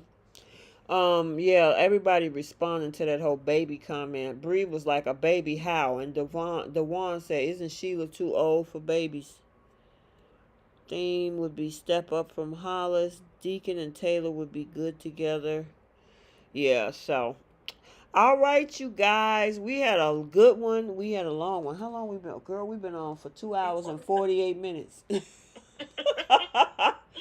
We had a good one, you guys. And also, please, please, please hit that like button on the way out. Thank you so much. All of the new faces in the chat. We appreciate you. And even on the podcast side, it's usually almost 300 of you guys listening every week on the podcast side, outside of the YouTube side. So we really appreciate all of the support. Keisha and I know Trish came on the scene to fill in for Keisha last year as she went on deployment. Because Keisha's over there serving the country. However, this month was when I left. What'd you say? I said 1 year ago this month was when I left. I know, right? And you was like, oh, I'm going to be gone for 6 months. And I'm like, oh, what am I going to do? And then Trish came on the scene. And then now it's all three of us. But actually, for the YouTube side, we've been actually doing this show for 4 years now. Yep. I can't believe, girl, can you believe that? Yeah. We started this at the end of 2019. This is our 4th year. Yeah, that's crazy.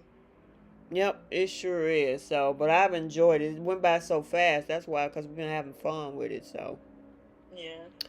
Yep, you're right, Bree. Hit that like button, subscribe, support the channel. Thank you so much. And stay tuned, you guys, for all of the spoilers for the week of the 17th through the 21st. And yeah, next week is gonna get real crazy, especially Monday.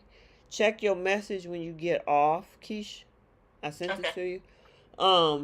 It's gonna get real crazy on the Young and the Restless, and Sheila will be back next week too on the Bold and the Beautiful. Oh, good. Yeah. Can't wait for next week then. Yeah, it'll be pretty interesting. So, until then, we will see you guys later. Bye. Bye, everybody.